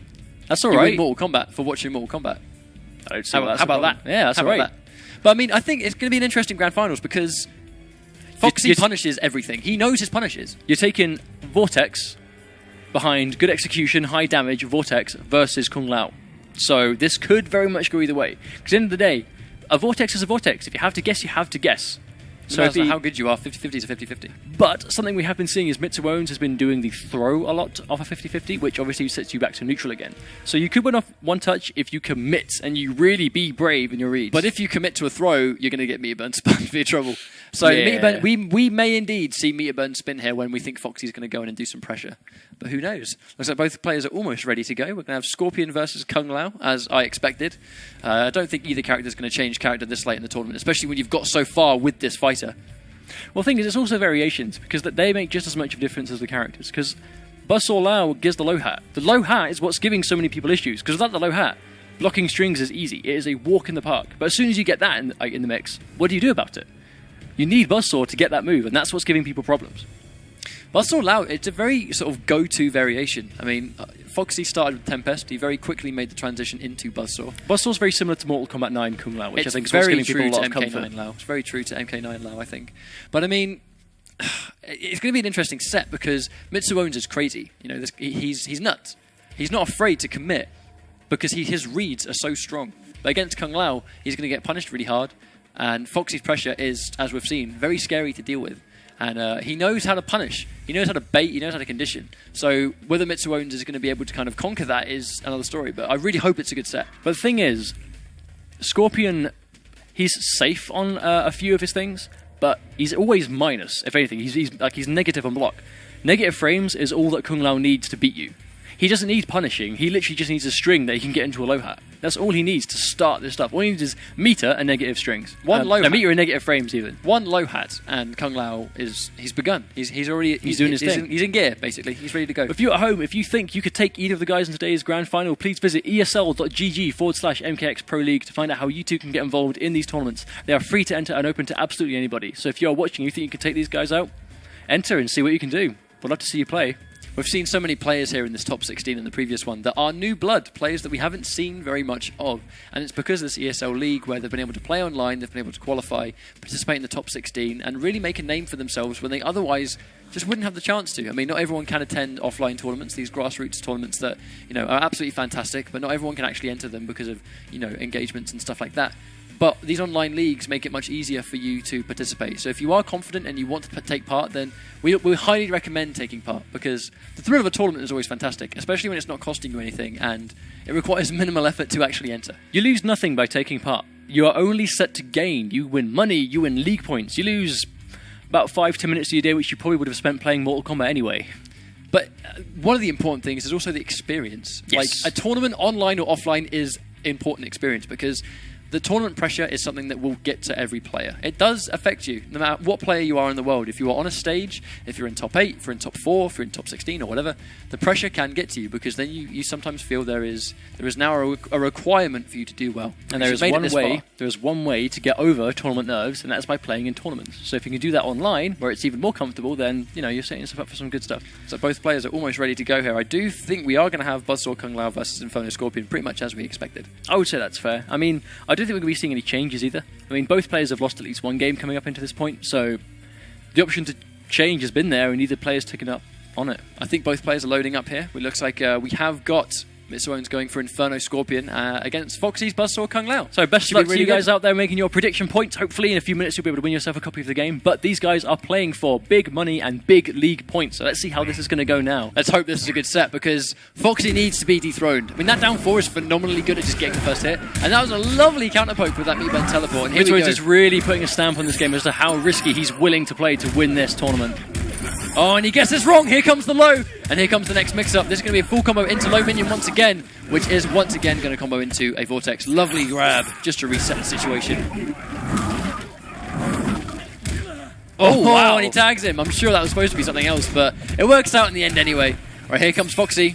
Can he make the comeback? Here comes the low. He commits. Is Foxy going to make this comeback? Who knows?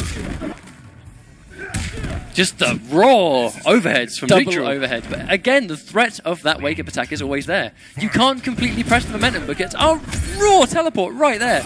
Great stuff. Here comes the pressure into a low hat. Ooh, wow. Instant air teleport. Mitsuones he's so nuts. He doesn't care. But it's working so well for him. Oh, low minion on block. So good. This is just full-on risky play right now, but it could not be making more sense right now. Unfortunately, Foxy did not have the stamina available, so he was actually unable to capitalize on that convert. But Mitsuone's no slouch, putting in work here in this set. Does his corner swap again, that Foxy Grandpa special. Ooh, wow! Environment interaction makes the jump in whiff. Great stuff. And that's going to be a full combo punish. He resets it. He doesn't actually want Scorpion to break. That was very smart. He's going to have to break that situation. Here we go. Oh, the reactions. You cannot play games with those sorts of reactions. He sees that teleport, he will dive kick it. That's all he needed, and now he's winning. Well, winning, he's tied it up, but he is looking at a life lead right now in round 3. Unfortunately, drops his convert, but the meat bend spin will anti-air cleanly. You just cannot anti-air. You can't jump into Kung Lao when he's got bar. And that was a very good break. He had to break in that situation, but here comes Kung Lao. Here comes that crazy pressure. Right. Mitsuone's just playing very risky, but every block, even if it's not full combo punishable, every block is giving Foxy momentum, which is, again, that's all Kung Lao needs. He's getting some very unfortunate dive kick whiffs here. He's only getting one hit, which doesn't give him the full combo. He's still getting damage, but he seems to be dropping a lot of damage here. Oh, he tries to get the teleport, but that's going to be a full punish here. Alright, here comes the hard knockdown. Is he going to teleport again? Is he going to see it? Are we going to see it? Oh, he commits into the low minion! And that's going to take it all. He bet it all on the low minion. Oh, God. We are... Foxy Grandpa with the reverse disrespect. I think it's... I think he's been watching Mitsuone's games up until this point. I think he's gone, if you're going to be disrespectful and troll, then I think I'm going to disrespect and troll you back. Oh, my days. I mean, by no means is Mitsuone's out of that at all. He had a very solid first round, a very dominant first round, where he got his Vortex on the go. As we said, guys, the second Mitsuones gets going, it's hard to stop him. He was making some plays in that game. He was making some really good decisions. He was getting some good damage, and he took round 1 very, very convincingly, and he almost took round 2, and he got some good damage in 3. If you can do that much damage, you can win a game. So it's a question of, will he be able to take the set? Looks like you've got to keep yourself composed. Looks like he's gone back for Inferno Scorpion. He's just going to run it back, go straight for the character he was using, and he's going to try and take it. He could have won that game, He got damage, he took the round. If you can do that, then why change? Especially if you won with that up until this point. But it depends on how we're going to see adaptation here, because Foxy always takes... It seems like he takes a round to get going. He has very... a lot of times we see dominant first rounds against him, and then he'll 3-0 the whole set. It's kind of crazy, really, how... Sometimes he needs to get going, but he adapts very quickly, that's the thing. But at the end of the day, you can adapt, but again, guessing is guessing. 50-50s and 50-50s. And he's really good at enforcing those. He's really good at getting that important touch, leading it into Spear, which will then put the Vortex in. Oh, really great stuff. That is why this guy has no fear, and it pays off for him. Oh, good punish on the low minion, not letting him get away with it. Mitsuone's very much in this, though. The MK9 anti-air of the standing 1. Lovely anti-air there. Is he going to try and teleport? Yeah, he reads the teleport. He cancels it, but it doesn't really matter at that point. But again, I'm pretty sure Foxy reacted to the cancel, and that's why... Because his reaction on the dive kick won him game 1. But then it won him round 1 here. His reactions are on point. Oh, he's Foxy nothing to miss. Here we go again. But he's got loads of meter, but he's baiting him so hard here. He just isn't able to get anything going. Unfortunately, he drops the combo, but at this point, it doesn't really seem to matter that much. This is a question of when very risky play gets punished very hard. Your wins will be landslides, but your losses will also be very punishing. But the thing is, Mitsuones, he's not letting it deter him. He's still going for this unsafe stuff because he's still making these reads, right there. He doesn't care that he's getting punished because he's still confident and he's still getting these touches that he needs. Oh, that crazy forward too. That is an overhead, ladies and gentlemen. Must be blocked standing up. Oh, he doesn't commit into anything. He does hit confirm that. Good stuff there. No, we're seeing really good play from Mitsuones right now. He's got to just keep himself together. Oh no, that's what it took. That's all it took. Are we seeing brutality? Of course we are. I'm starting to feel like the way Mitsuones is now starting to play, where he's committing into a lot of unsafe stuff, it's winning him rounds, but it is costing him games. Yeah, so it's a question of... I keep saying that, but it's a matter of recognizing what's losing you games and just trying to stop it. Because if you've got this far by playing this risky, that's all well and good. But at the end of the day, you can stop yourself from making these very risky decisions in situations where a lot of the time it's, I don't want to say obvious, but it's a likely thing. He's going to teleport in this situation. He's going to do a low minion on this situation. But he's doing a lot of 2-1s into low minion or overhead minion. Both of them are unsafe on block, and Foxy's punishing them consistently. 2-1 by itself, completely safe. So if you see 2-1 get blocked, don't do anything. If you see it hit, then confirm. That's why you don't always have to dial these things in. It's very important to hit confirm. You can be brave and you can make these reads, but it's better to hit confirm because you leave yourself safer and you don't lose as many matches. Well, the thing is, he's making some good reads here. He's getting these important touches that he needs to win. But the only issue is, it's winning him, as I mentioned earlier, it's winning him rounds, but it's costing him games. So there are situations where, yes, he's winning rounds based on this really unsafe stuff, but at the same time, when the pressure's on and Foxy's just waiting for it, it still comes, and then that's when the punish appears and the combo loses in the whole game. Foxy's now 2-0 up.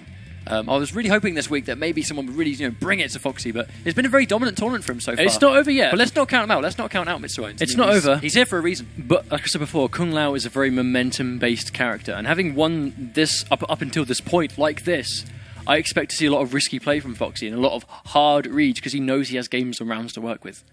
So it's going to be difficult, but Mitsuones can bring this back if he really just tightens up this safer play. Well, that double overhead is actually fully unsafe on block, and most of the time you expect Kung Lao to actually commit to something, so you wait for the follow-up. Tags him before the minion comes out, but here comes Low Hat once again. Oh, lovely grab. Oh, that's going to be a full combo punish. Doesn't quite get the confirm, but really funny trade there as well. That's where he wants to get in. Tag him right before he gets it. Just like, I really like that break from Mitsuones. There's no reason to give up this round at this point. He's got all the health he needs, and he gets the hit. This could be it for Mitsuones. A return break by himself. Oh, it doesn't quite bite there. The Low Hat recovers in time. Doesn't quite get the hit confirm on it, unfortunately, but here's Mitsuones in the corner. He's got to fight his way through. The next touch, this combo won't kill, but the next touch will. Is he going to wake up? Oh, he gets hit by it. I don't think Foxy was expecting that, but tournament point, Foxy already. This could be one round away from bagging himself another 100 league points, bringing him up to 200 league points. I mean, crazy stuff. Foxy really is the one to beat right now. I mean, if he wins this, he is by far the most dominant player in this ESL league in Europe. But, Mitsuones, let's not count him out. He's fighting back. He's got this. He has the Vortex. He knows how to implement it. He knows how to win. And there we go. He catches him before the teleport comes out. Wonderful use of the sprint. Oh, no, he tries to go for it again, but it was already used up. Mitsuones needs to really keep his head together right here. Oh, he goes for a jump kick teleport. That kind of stuff won't really work at this point. Oh, no, Foxy. No. Oh, no, Foxy. Don't do this. Don't do this. Oh, no. Oh, no. Mitsuones hasn't given up. He's still going for these. All he needs is that one minion grab. At this health, Scorpion can't kill. Oh, good overhead. 50-50. He'll chip you down. He'll throw you. Oh, no, but this won't do it. He's still alive. The next touch will do it. No, Foxy, what are you doing? Oh, it's done. Oh, the combo's done. Foxy, you troll. You troll. And we see the brutality to finish things off. So that is week 2. Goes to Foxy Grandpa as well. Who can beat this guy? He is, by pure definition right now, unstoppable. It's pretty crazy. I mean, there are people here that they have good games. They have really strong rounds, but he just keeps winning these sets. We want one of you watching, enter this league and beat him. Do what he did, do that to him. That's what I want to see. I want to see one of you guys enter this tournament, beat him, and then rob him of that $500. I mean, we've had people on social media that were saying that they were going to destroy Foxy. Unfortunately, it's just not quite gone through, unfortunately. But, it's all good. Huge congratulations to Foxy, and also huge congratulations to Mitsuones for getting grand finals with Scorpion. Dude, he bagged himself 75 league points, $300. That's all right. That's all right. And he did really well getting up until this point. And I have no doubt, again, we'll see him very much in this top 16 as we go on. I have no doubt. For those of you at home, thank you all very much for watching. If you'd like to stay up to date on future tournaments and the results of this one, in terms of brackets for the future tournaments, there's a week 3 will start this Sunday where they'll play through the top 16. You can go to ESL Mortal Kombat or NetherRealm on Twitter, or ESL Mortal Kombat and Mortal Kombat on Facebook for all the information you need on this online league. But as you can see there, there's a lot of 3-0s there from Foxy. I mean, this guy he's pretty crazy at this point. He knows what he needs to do to win. The only player that's been able to take games off him in the actual league right now in the top 16s has been Nivek. And it's been one apiece, but he's the only guy that's been taking games off him. At the same time, Nivek's only opponent that he's lost to has been Foxy Grandpa. We are seeing these very dominant players putting the time in, putting the practice in, consistently entering and doing really well. But it's not even that. We're seeing the same players making top 8, top 16. But it's the same for CIS. It's the same for North America. Consistency is good, absolutely fantastic. Good players are consistently competing and performing.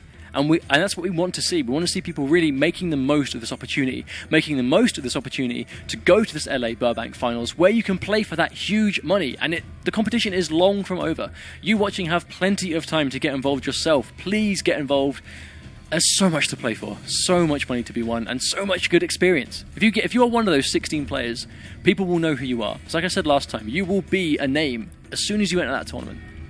But absolutely though, thank you all very much for watching. We will see you next time. And hopefully you enjoyed the show. There's some really good quality play here. I am Ketchup. I am Mustard. And you have watched week 2 of the top 16 for the EU ESL Mortal Kombat X Pro League presented by Xbox. Take care, guys. See you later.